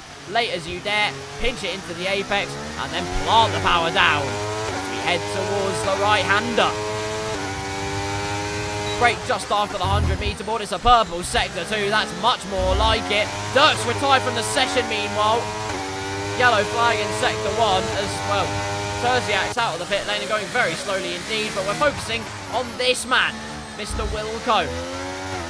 Choosing to turn in a little bit later. Has to scrub off some speed. But nonetheless, a clean, calm and collected lap from Mr. Captain Wilco. Across the line and into P3 he goes. Almost beating Jamie Tarquin to the second position, but it will be at most front of the second row for Mr. Captain Wilco. Stark also on a flying lap. Here he is. And not using any battery at all. In fact, see how much time he has. I'm pretty sure he has time because most people on outlaps are much further behind him. Has plenty of time to get the laps in. Slam goes across the line meanwhile, moves up into P9. So nice lap there from the Mercedes man.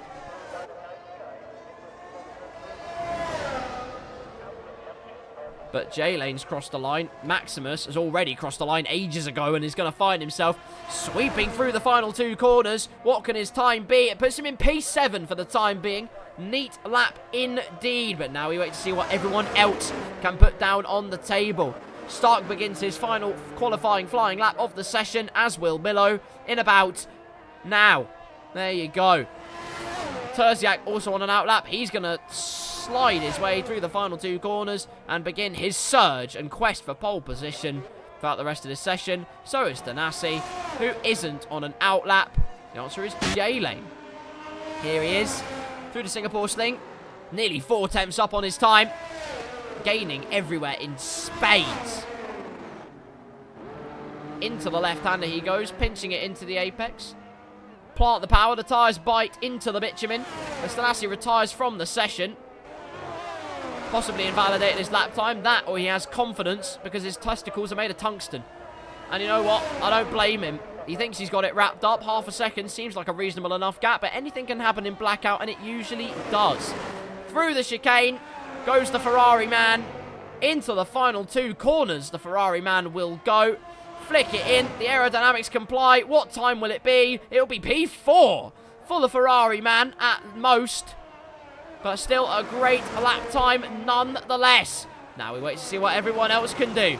Maximus, of course, already invalidated his lap time. Stark has also invalidated his lap time, so he can't improve. Milo has not, though. In P5 for the time being, but time to find, more to the point. DHL is the sponsor. Will Milo deliver the goods for the McLaren team. Through the final couple of corners he goes, to the finish line he goes, and into P4. Takes it off J-Lane, but just can't get past Wilco, as Stark's graveyard is there as he crosses the line, and his car is going for a Darude Sandstorm moment. Terziak, meanwhile, crossed the line. I'm sorry, I hardly noticed, but he could only get P6. Unbelievable. P6 for the Alpine driver. And so, who would believe it? It's that man again. Thanassi has absolutely trounced the rest of the grid. There's no other way of putting it. Half a second between him and everyone else. However, the race last season didn't quite go his way. He's completed one of his side quests for today, winning the Italian Grand Prix just like he did last season. But let's see if he can get the Singapore win this time around. I believe it was Stark, actually, that got the Singapore win, if I'm not mistaken. Perhaps he can repeat the feat today. Who knows? The fairy tale can easily still happen. Thanassi, Jamie Tarquin and Wilco are your top three, with Milo P4, J-Lane in 5th, Terziak only down in 6th, Buck 57 in 7th, Pathiman in 8th, great qualifying from him, with Vulcan and Maximus rounding out the top 10. Stark, Slam and Derek Dirkleton complete your grid line-out. Magico says Wilco to win this race. It would be poetry in motion if he did. He's deserved the race win for so long this season. Deserved it almost in Zandvoort, but it was just the last lap. He just couldn't hang on from Terziak. Really, really unfortunate. But there you go. Well, here we are, Sunday. It's time for the race. Morning, hope you're awake. Wake up! Gotta drive, lads. No dilly-dallying. We're here at Singapore for some sensationalism. For superb slicing overtakes and indescribable chaos. That is what we are here for today. Only 13 drivers here in this race. I did consider stepping in, throwing my hat in the ring, but I thought, you know what? Like I said, I'll leave it to the professionals. Lots of people actually probably didn't get the right rub of the green because loads of people have been disconnecting. So perhaps the qualifying leaderboard was not all it was cracked up to be. Hopefully in the race there will be no such trouble and we can have a lovely time. I've touched my desk, it's made of wood. We're all good now. We wait anxiously and with anticipation in the pit lane for the symphony of V6 noise to begin. To drown out any doubts some of the crowd might have. And to only ignite our passion even more. That is the beauty of Formula 1. Buck 57 rejoins the session. Right. No, I didn't just say that, to be quite clear. Magico said if I touched a certain object. He said, did I touch wood? The answer is yes, I did. My desk is made of wood. I did specify my desk, just to be quite clear, before we get our wires crossed. It was all fine. Anyway, what strategy can we expect? Well, I can tell you, unless it starts in about 0.6 seconds. That's what it looks like. Most of the grid on mediums, unless you're going balls to the wall on softs. Or if you're slam, you're going for the hards. Which is a very interesting move indeed. But you never know, maybe the tyre wear potentially being more aggressive. Or, perhaps with a few safety cars involved, those hard tyres might not be such a bad idea after all. We'll just have to wait and find out. I wait on the Rolex sponsor to say it's time to race. Unfortunately, the clock's broken. They can only afford so much. There's budget cuts in the Singapore Grand Prix. I'm really sorry. Slam going for that cold tyre strat in turn 1. Oh, yes, he is. He's going for the ice rink strategy. I went ice skating earlier today. Hadn't done it in about a year. Didn't fall over blissfully, which is great news. Did it at Alexandra Palace. It was a great time, I must say. Didn't fall over. So lots of people having their own skill issues by going too fast. Let's hope there are no such here, though. 5 red lights, and away we go for the Singapore Grand Prix. Soft tyres on Jamie Tarquin's wagon, and he's going to try and waste no time diving down the inside, and he thrusts Thanassi off the track. Unbelievable. Contact made. It's not the first time they've come to blows in this blackout evening, and unfortunately, it means Thanassi is demoted down to P4. Unbelievable stuff. Well then, the cold tyre strat clearly didn't do anything bad for Slam because he's up to P11. But Jamie Tarquin, well, forceful as ever.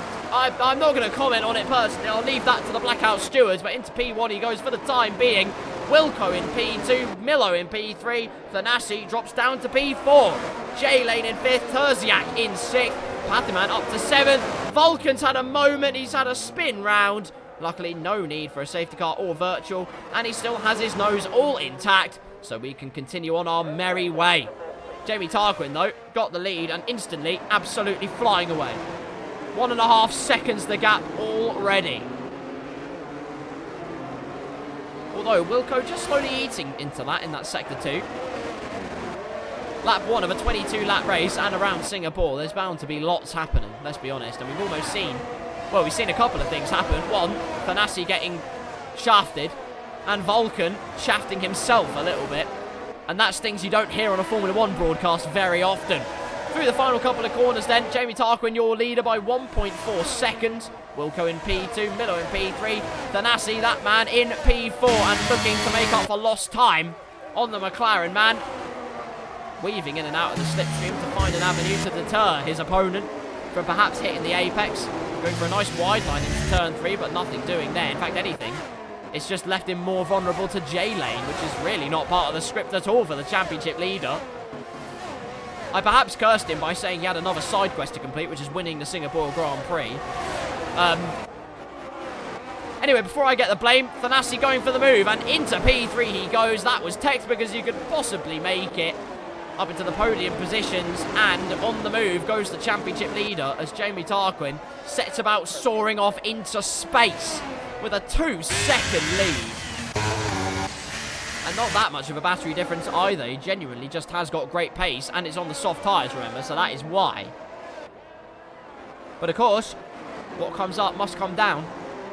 The soft tyres may start strong, but they will sink like a brick as this race goes on.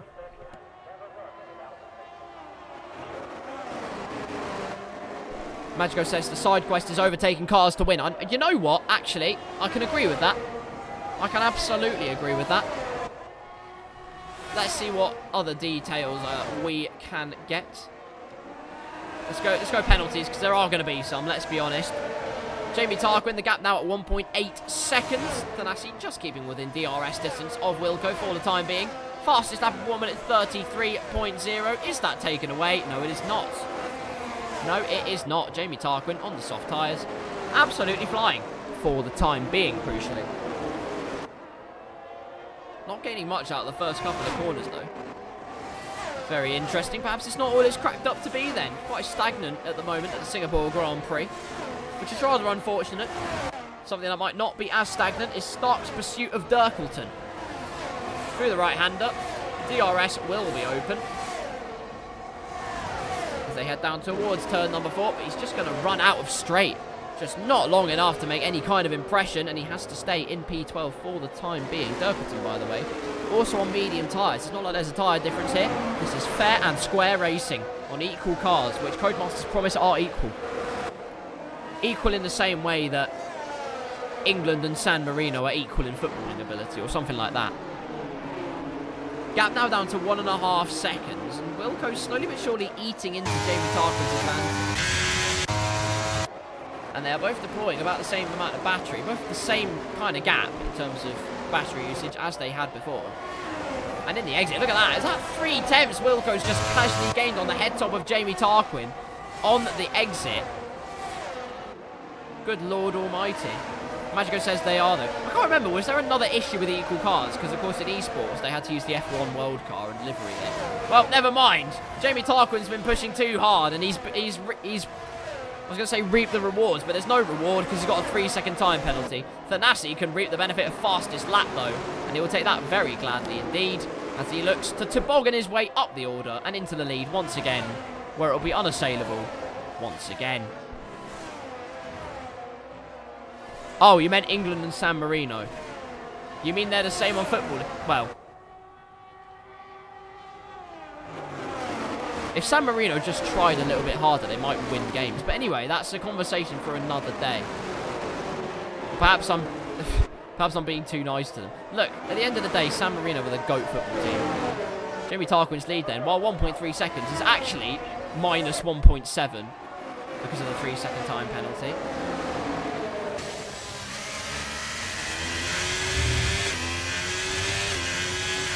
Through under the bridge in the most useless camera angle I've ever seen in my entire life. I've always wanted to look at the front right arch of an I've said Aston Martin again, of an Alfa Romeo car. The best camera angle in the world. But now Wilco's within DRS range, and Milo's come out of absolutely nowhere. No horsing around here at the Singapore Grand Prix. Milo's gritted his teeth down, had some wheat, and is absolutely flying along. Now, almost a full-car train for the lead. Well, the on-track lead. Disregarding skill issues for a brief moment, but DRS wide open. Thanassi looks to be the man on the move. Again, not quite getting the job done into the first couple of corners. Wilco will be absolutely praying for some DRS right now. If he can get it, that would be ideal. It's not ideal. He hasn't got it, so through into the right-hander. It looks like it's going to be gazumping season for one AlphaTauri driver. Got loads of battery. The Duracell bunny has pricked his ears up, had his carrots, and through into P2. Easily goes the championship leader. Hardly even a contest, really. Understood the assignment. Wilco goes very wide, meanwhile. Missed his braking point, not for the first time this evening, but the charge begins for the on-track lead as Maximus and Slam are going head-to-head. Round the outside goes Maximus, and now Dirk looks to be the man, well, was looking to be the man on the move. Start keeping a watching brief of everything. In hot pursuit. Underneath the diffuser of the Williams driver, as through the left-hander they go. Again, it's kind of annoying. New Singapore layout. This new straight... Oh, hello. Sorry. Thanassi's going for the lead straight away. He's not waiting around. Through with DRS. And my excitement is absolutely overflowing. Can't you tell? It's almost like I saw this coming from a mile away. But either way, it's no matter. Thanassi's absolutely rocketed into the lead. And now he's proceeding to romp away. In theory, that'll be the plan.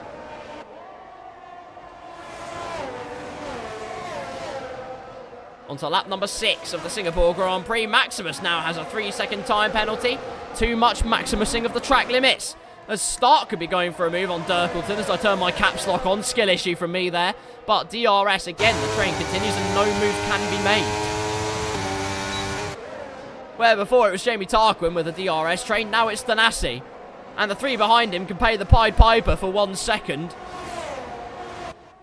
Or whatever Thanassi wants to identify as. Could identify as Robin Hood. Steals from the rich. Steals from... That's not Robin Hood I'm thinking about. He's a criminal. Steals from the rich and the poor. I always read a different Robin Hood story when I was a child, but look at that helicopter shot. That's the kind of shots I want to see. None of this front right archway business. What's that going to tell me? Nothing. They got a nice sponsor? Oh, cool. Wow, I always wanted to see that. No, I want to see this kind of shot. A clear indication of how much the drivers are pushing to the limit, as Jamie Tarquin's had an absolute mare through that sector. Loses heaps of time. Now is 2.1 seconds down.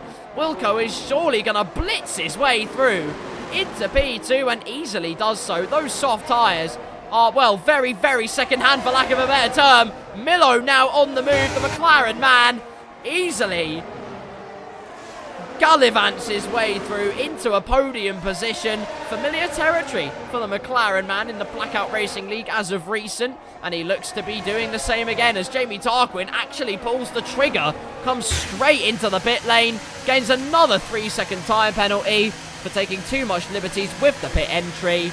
It's going from, I was going to say bad to worse. It's not that bad in the grand scheme of things, but even so, it is not an ideal scenario. Onto the medium tyres, and away he goes, as Stark also comes into the pit lane. And we'll come on to hards. Much more sensible in my opinion, given the aggressiveness of the tyre wear we saw from the softs earlier. And I'm pretty sure the mediums will have only a slightly better offset, so putting the hards on at this point in the race, good move. Well done. Now the pressure for P2 begins. Milo on Wilco. The captain steering his ship. There's a yellow flag meanwhile, and Slam's had a bit of a problem, but Flick spins his way round. Vulcan easily manages to dodge his way round and slalom his way round Slam. Into P10 goes the Haas driver. After that little spin at the beginning. He's kept it clean, no track limits penalties. And keeping your nose clean does pay off. As Milo was in DRS and now he isn't. Things are beginning to stabilise significantly here in the Blackout Racing League. It's actually Terziak that looks to be the man on a mission. DRS on the Ferrari man of J-Lane, who's keeping him at bay very well, might I add. So well done to J-Lane. Magico says, I don't think we will get a safety car this race.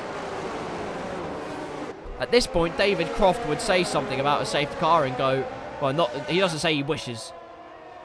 He doesn't say he wishes there would be a safety car, because that's an allegation, and clearly I don't want to be associated with that. But he does like to talk about safety cars quite a lot, and then they just seem to happen as Dirkleton gets past Maximus, because Maximus is coming into the pit row, and surely for the hard tyres. Is that intermediates? Have I just seen what I thought I've seen? Right, is there something I haven't seen? Let me just check on the onboard. Is it raining? If you're blind, it's raining. I don't really have a clue as to why Maximus has strapped an intermediate tyre onto his car. But he has done that, and he's going to fall very foul and prey to the Predator of Stark, who gets past the Ferrari man and will proceed to absolutely annihilate that gap as Maximus has already hit the wall. My question to you, Maximus, do you think it was a good idea? A, no. B, no. Now, lead of the race. Thanassi's now got the gap to 3.5 seconds. It's just a classic Thanassi drive, really, in the Blackout Racing League. Domination from start to finish. Terziak, by the way, did actually get past J-Lane in all of the confusion as to why Maximus has put the inters on. Space Ghost has a theory. It might be because the rain is the tears of Maximus in his own cockpit. And that's only going to turn into a tsunami, really. Which hopefully would give his tyres some traction, but he's already 7 seconds down on Stark. And really, it's an indication of, when it's dry, don't put the intermediate tyres on. There's clearly no rain falling. I don't know what he's doing. Pathiman up into P6 though. Terziak already into the pit lane as well, getting those soft tyres off of his car onto surely the medium tyres.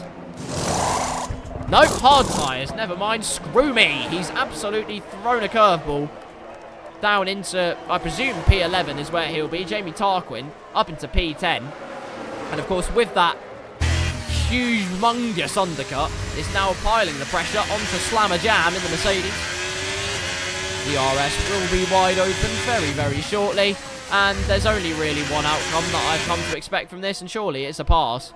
Because there's no way it can't be. And if it is anything other than a pass, then something's gone horribly wrong. Down the inside goes Jamie Tarquin, no battery to speak of. The Energizer Bunny has been killed. But Jamie Tarquin's hopes and dreams certainly haven't. He might have 6 seconds of penalties, but he is still certainly keeping on the move. Milo, though, now firmly back in DRS range, and I've got to see this, ladies and gentlemen. 5 tenths off Captain Wilco for the time being. The most exciting thing about this race so far was, lap number 1, and Maximus being on the intermediate tyres. I can only assume it was a catastrophic mistake, because he's now back on the track and on the hard tyres, like a reasonable human being. I have no idea what on earth happened. I would love to know. Buck 57, though, getting past Mr. Pathogen Man. Or Pathogen Man going on the move, I have no idea. Doesn't really matter because J-Lane's now into the pit lane.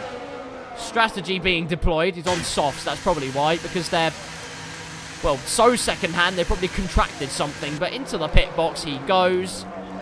Onto medium tyres, and that is a very reasonable decision. And onto the track he goes. To continue his conquest of big points for the prancing horse. Gap then at 5 seconds on lap number 10 of this race. If you've just tuned in, welcome. You haven't missed much. Not a lot's happened. Just a couple of pit stops, an overtake for the lead, and now he's Max Verstappening everyone. Now 5.2 seconds the gap.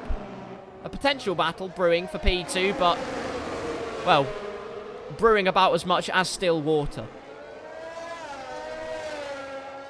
Space Ghost says the prancing horse seemed a bit more like a stumbling pony this race.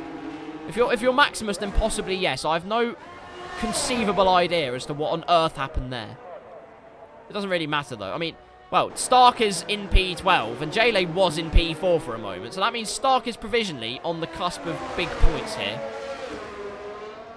So it may not have gone his way at the beginning of the race, but an undercut, clearly proving the powerful way forward. Who knew? Milo could go for a move here. 0.7 of a second back. This could be absolutely riveting stuff, ladies and gentlemen. As he heads through the final 2 corners, DRS wide open. Is he deploying battery? No, he isn't actually, because he's hardly got any. He's got enough to run a microwave, basically.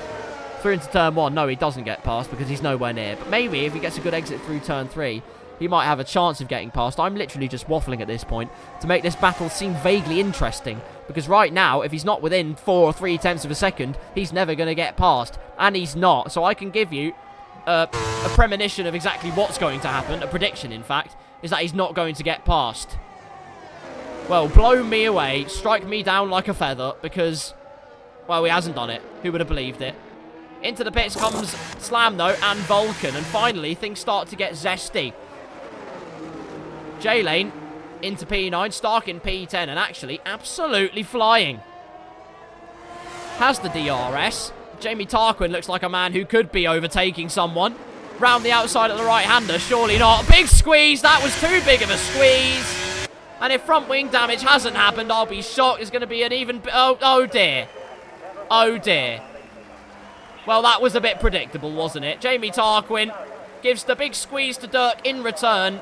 And unfortunately, oh, my computer's had a skill issue, but more importantly, well, answers on a postcard because he can't really write this stuff. He now has just a casual 11 seconds worth of penalties, which has really compounded his misery even further. And I just hope sincerely he hasn't lost his head, because that's the last thing I need from him. And he hasn't, which is good news. Dirk carries on his merry way. Jamie Tarquin probably thinks his race is well and truly over. And it might well be, to be honest with you. He's weaving around the track. He's getting some warmth in the tyres. I think the only thing that heated up just then was under his collar, because that was quite something. Wilco's coming to the pits, meanwhile, while all of this is happening. And I hope Jamie Tarquin does get a move on, because otherwise there's going to be an untimely safety car. Crofty at this point would say there's going to be a safety car. And invariably he's right, because he just seems to be a safety car whisperer for some unknown reason. But into P5, outslots Captain Wilco. Clear track ahead of him, almost nobody behind him. And mercifully for him, tyres about 6 years younger than those behind him, which is great news. The yellow flag in Sector 3, though. It's Jamie Tarquin not coming into the pit lane. I have no idea what he's doing.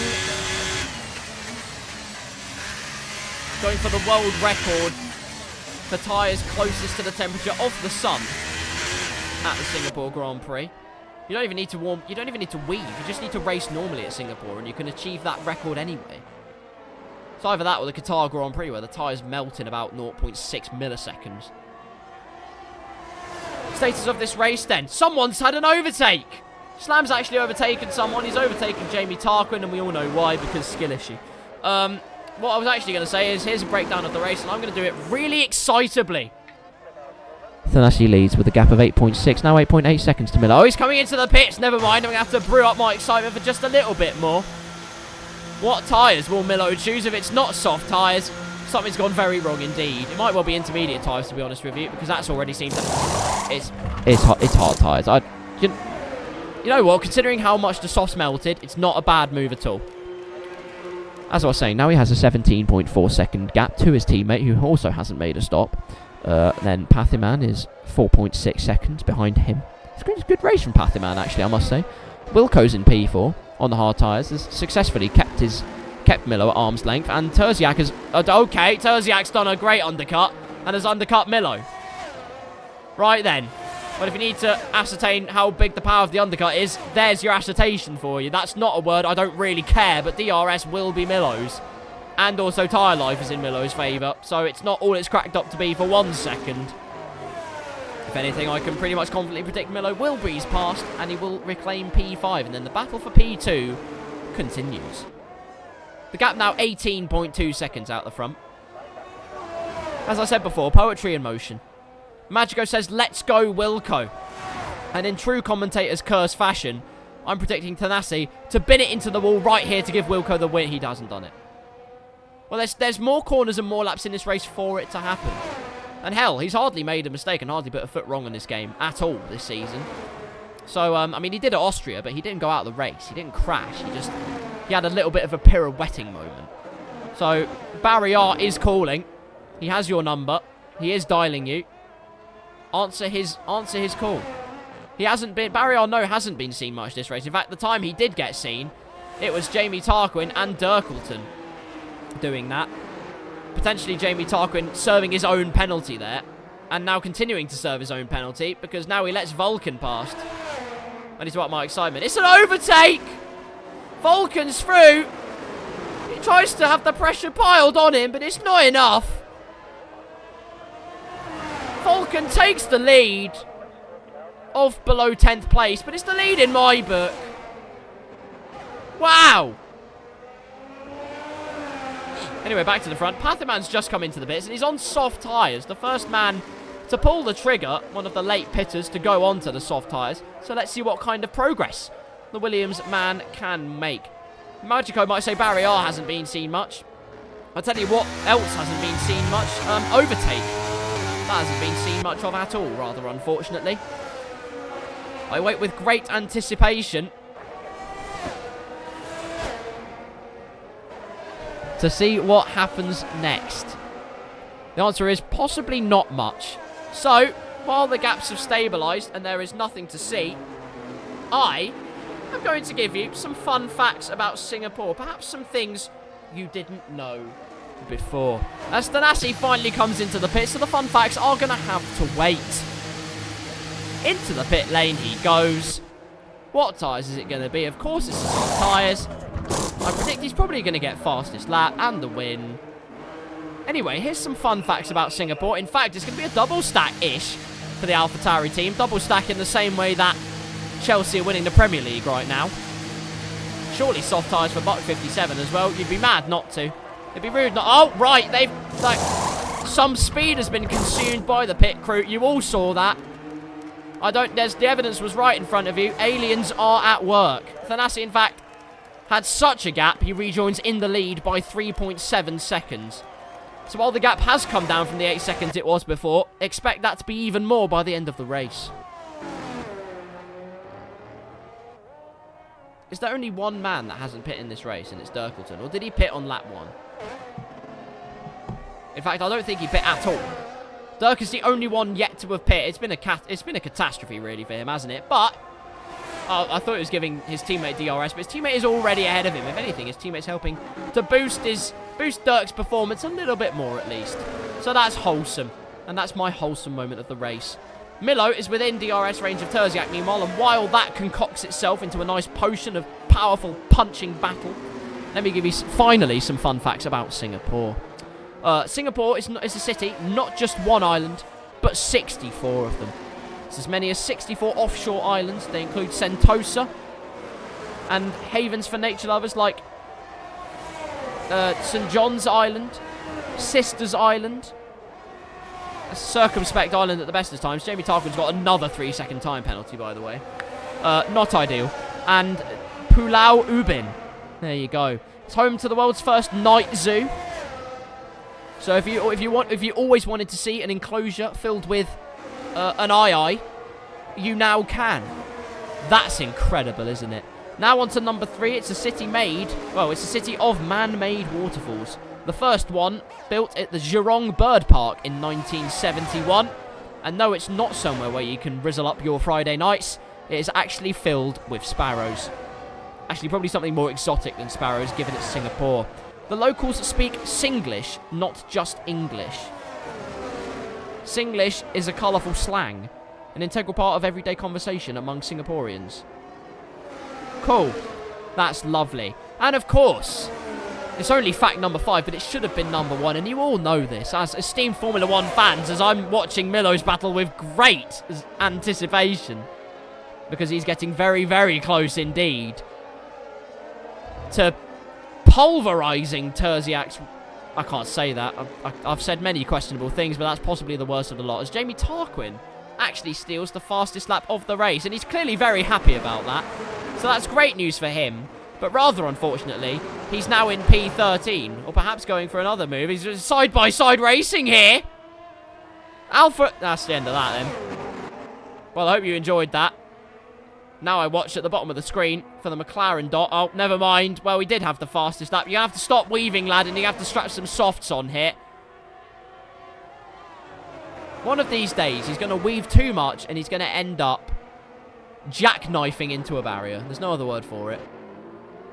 And he's gone wide, and he's going to do a pirouette in the escape road. In fact, had to reverse because it hasn't worked out. It's a 4 out of 10 from the judges, if that, to be honest with you. Anton de Beck probably would do a 4 out. Oh, no! J-Lane's retired. And suddenly, a bit of citrus has been added to the equation. A crash into the wall. And safety car is out. So where the race was done and dusted, forget that. Throw that in the skip. Suddenly, it becomes a little bit more enticing. Probably not really, though, because they're all just going to pit again, and Thanassi will still be in. Well, you know what? It doesn't really matter. And actually, the good thing for J-Lane is he has officially completed 75% of the race. He might have left the session embroiled in frustration, but he does still claim points. So I wouldn't be too unhappy if I were you. Still a bit, probably. Anyway, number 5 on the list of Singapore fun facts, which should have been number 1. 2008 held the first ever night race in Formula 1. What it forgets to mention in that was one of the biggest F1 controversies of all time, being Crashgate, where Alonso was effectively gifted a race win because the team told his teammate, one Nelson Piquet Jr., to crash into the wall deliberately to give Alonso a fighting chance.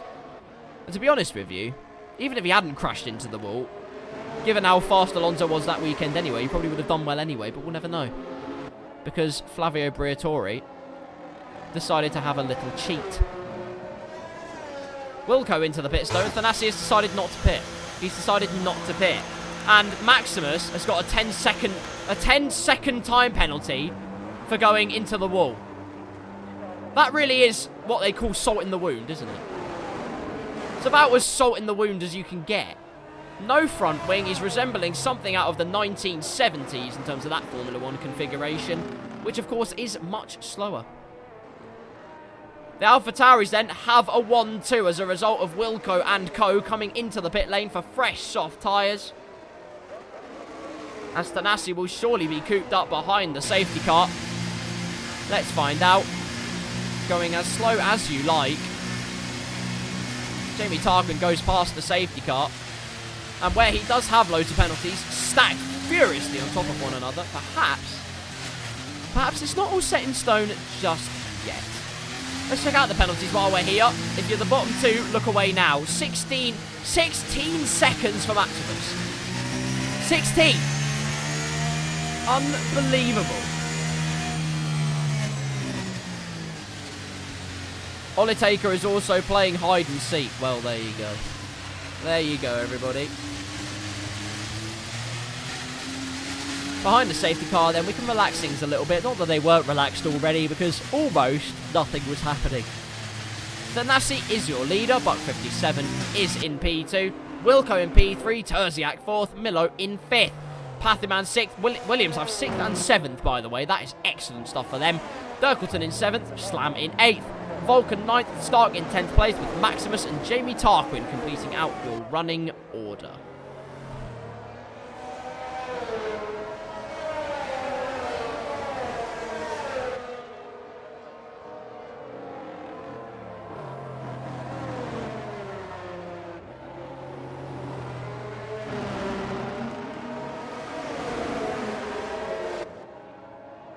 J-Lane says he was pushing too hard to catch Milo and Terziak. Unlucky, mate, honestly. Hard luck to you. I can see it. You're keeping the gap really, really stable. The prancing horse has been shot for having a broken leg. The prancing horse has been infused with ketamine. They have been tranquilized, unfortunately. Maximus is now well and truly lapped and in the middle of this train. Now on a fresh set of medium boots, apparently, not soft boots. Oak Hawk says so. Shepherd's pie. Poor horse. Wait, shepherd's pie with horse. You're right, Tesco. That's really old now, isn't it? The fact the Tesco horse thing. That's just really old news. Anyway, as we process behind the safety car, let me give you some more fun facts about Singapore. So, number 6 is one of the world's greenest cities. No, not by the environmental aspect, but the fact it literally is just green. Apparently, the Bukit Timah Nature Reserve is said to contain more tree species in a single hectare. That is really boring. So let's move on to number 7. It's home to a UNESCO World Heritage Site. Again, probably don't really care. There are myriad neighbourhoods to explore off the beaten path. Wow! That's great. There's always something to celebrate in Singapore. That's good. Casually, the Singapore Sports Hub is worth $1.3 billion US. You want 5 fun facts of me? Safety cars in this lap. Ask questions, I will answer them about me. Go. Anything you want to know, and I will answer them. But be quick, because we're going to get racing soon, and then it's going to get very tricky to answer them. AlphaTauri currently have a 1-2. The question is, can they keep it? Thanassi will pull the trigger when it suits him best. And we will soon be underway. Magico says he will ask after. I appreciate that, my friend. I've got hiccups, that's not ideal. I'll give you one fact while I'm here. I'm 22 years old. 22 years old. And shouting over Formula 1 gameplay. And I couldn't think of anything better with my Monday evening. Off goes Thanassi then. And the duty of Buck 57 begins. As through the final 2 corners, Thanassi has an absolutely monstrous gap. And we are racing again. As, well, Maximus has got well out of the way of everybody else. So fair enough to him. JP Tarquin actually almost caught up to absolutely everyone in the end.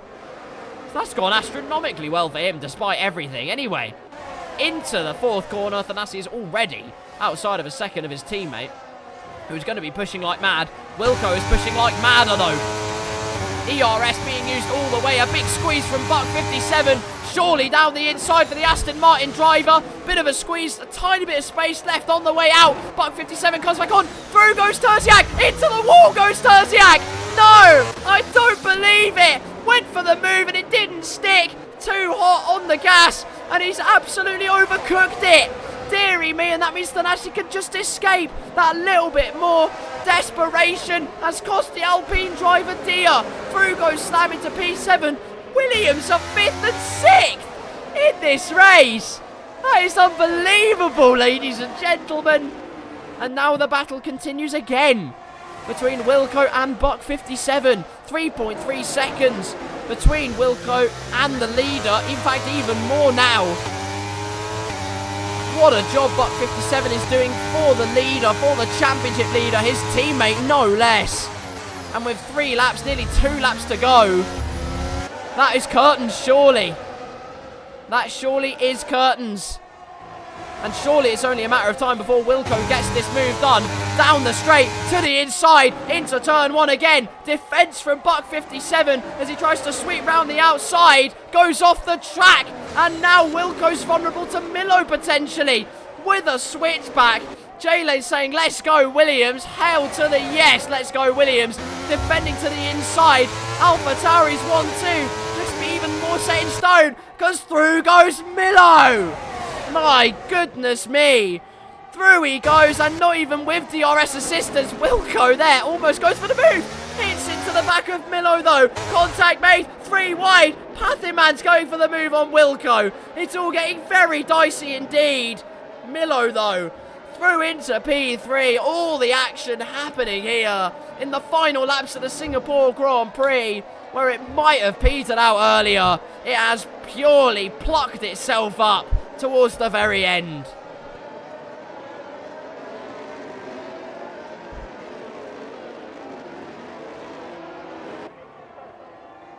Milo then will be pushing like Lord God Almighty to try and get in that DRS of Buck 57 for potentially a last lap launch on the AlphaTauri driver. Magico says, finally, we have a race. My God, do we. Through the final chicane and into the last couple of corners, Milo within DRS range, as DRS is enabled for the final lap of this Grand Prix. It's all gotten a bit frosty, it must be said. Oakhawk says a three-way. Oh my. All getting very zesty. 4 attempts is the gap now, my God. Milo is pushing like absolutely crazy. Buck 57 doesn't know where to go. He's had a moment. Into the wall goes Buck 57. No! The Dream 1-2 for AlphaTauri goes up in smoke. And Milo moves up into P2. Wilco gets ahead of Buck 57 finally and into P3. And perhaps Pathyman can have a go at the AlphaTauri driver. Ailing with a front wing end plate missing. Surely there is a chance to gain some astronomical points for the Williams driver. Magico says Barrier was too sexy and caught Buck's eye. Indeed he did, my God, almost a switchback there from Pathyman. Thanassi coming through almost to the final sector right now. Space Ghost says he should have bucked off the throttle a little. Nice. Pathyman with DRS. His last chance to get past Buck 57. A stout defence to the inside. Round the outside goes Pathyman, the Williams driver. Can he do it? Trying every trick in the book. He's done it! Into P4. Perhaps Slam has a chance as well. Through the final 2 corners. A sterling performance from Thanassi. Absolutely untouchable here in Singapore. Milo masterclass for P2. Wilco will claim P3, and Pathyman does get P4 for the Williams team. The AlphaTauri man of Buck 57 does claim 5th. There must have been something between him and Slam that happened. I have no idea. There must have been, because he has no nose left. Across the line for P10. Go Slam. Jamie Tarquin with all the weave. Oh no! A massive accident. Drama at the end. The Italian-based teams doing Italian things and crashing.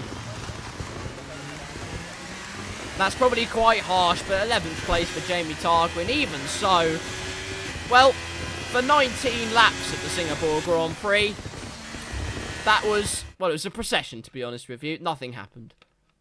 But then a safety car happened, and of course, as safety cars seem to always do, it turns everyone into a mentalist. But I'm all here for it, because we got some great racing. Thanassi, untouchable. Like I said, invincible, incredible, indomitable. Another word beginning with I.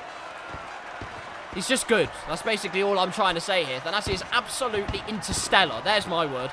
Absolutely interstellar, on a different planet compared to everybody else. And if anyone dreams of trying to beat him to his championship crown, well, they better buck their ideas up, if you know what I'm saying. But there we go. A Singapore Grand Prix. Dull at first, but sharpen its way up towards the end. Terziak says, well, that was tragic. Well, sometimes it's not your week. If you need to ever make yourself feel better, go and watch me at Monaco drive for 1 lap, because that was the absolute worst thing humanity has ever witnessed. That's a stretch. But Thanassi claims P1 and fastest lap. It's the full complement of 33 points. Milo in P2 and Wilco in P3 with Pathyman in P4. Excellent result for the Williams driver. Buck 57 in 5th. Dirkleton in 6th. Vulcan, Stark, Terziak and Slam complete your top 10, with Jamie Tarquin and Maximus completing the cars that actually finished the race. And then J-Lane, the only man to DNF from this race. Right, a trip to the hydration station. I am now rejuvenated. Magico says the Monaco last lap I did was the funniest thing ever. Well, listen, we can all laugh at my skill issues, but I'm cooking up my redemption. I'm cooking up my redemption, so then when one day I do actually try and do come and race in Blackout, only one person will be ready for me, and that's me, basically. Everyone else will, well, we'll find out how I do one day, basically. But I'll be more ready than panic stations at Monaco. Let's put it that way. I'm not being allowed to leave this prison of the standing screen, which is rather unfortunate. But I can give you the rundown and the lowdown of exactly the highs and the lows of each Grand Prix. Thanassi, the only way is up for him, really. Fastest lap in one race, wins both races, which means he claims, well, 63 points. Convincingly the most out of anyone. Hardly ever put a foot wrong. Chose his battles very wisely indeed. And that's why he's the championship leader. That is why he is the championship leader. Because he just is that good. Terziak, though, it was not his week this week, I'll be honest with you. Hopefully, and I imagine, confidently, I predict, he'll be back next week as we head somewhere. I can tell you where it is in a moment. Just keeping you on your toes. You can guess where we are based on how many races we've done so far. But there we go. The Italian Grand Prix. That's a bit loud. Shut up, music. The Italian Grand Prix, then. Battling from start to finish. And I thought Thanassi had dropped the ball when he pitted later than everyone else under that safety car. Dropped down to P10. Turns out I was wrong. Turns out he shut me up real quick. Won the race convincingly. And then it was Jamie Tarquin and Buck 57 that completed the podium. So AlphaTauri having a 1-3 in the first race. Rather unlike Buck 57 to have a good first race. And that's not a bad thing, just to be quite clear. It's just an observation. What was also uncommon for Buck 57 was not having a great second... I say not having a great second race. He still finished 5th. But could have been P2. Could have been a 1-2 for the AlphaTauri team. And what a result that would have been. My word. Still, easily the highest scoring constructor of the week. So they can be very happy with that indeed. Otherwise, it was drama for Milo and Terziak. Contact before the first chicane sent them both spinning and spiralling out of control. And unfortunately, it turned their fortunes very much upside down. Ferrari had something to smile about in their home race. J-Lane managed to get 6th in the end, keeping his nose clean, keeping out of penalties. Did a good favour for him, and he claimed a decent result of P6, like I said. And then Singapore, well, don't ask me about the first 20 laps because I'm not even going to comment on them.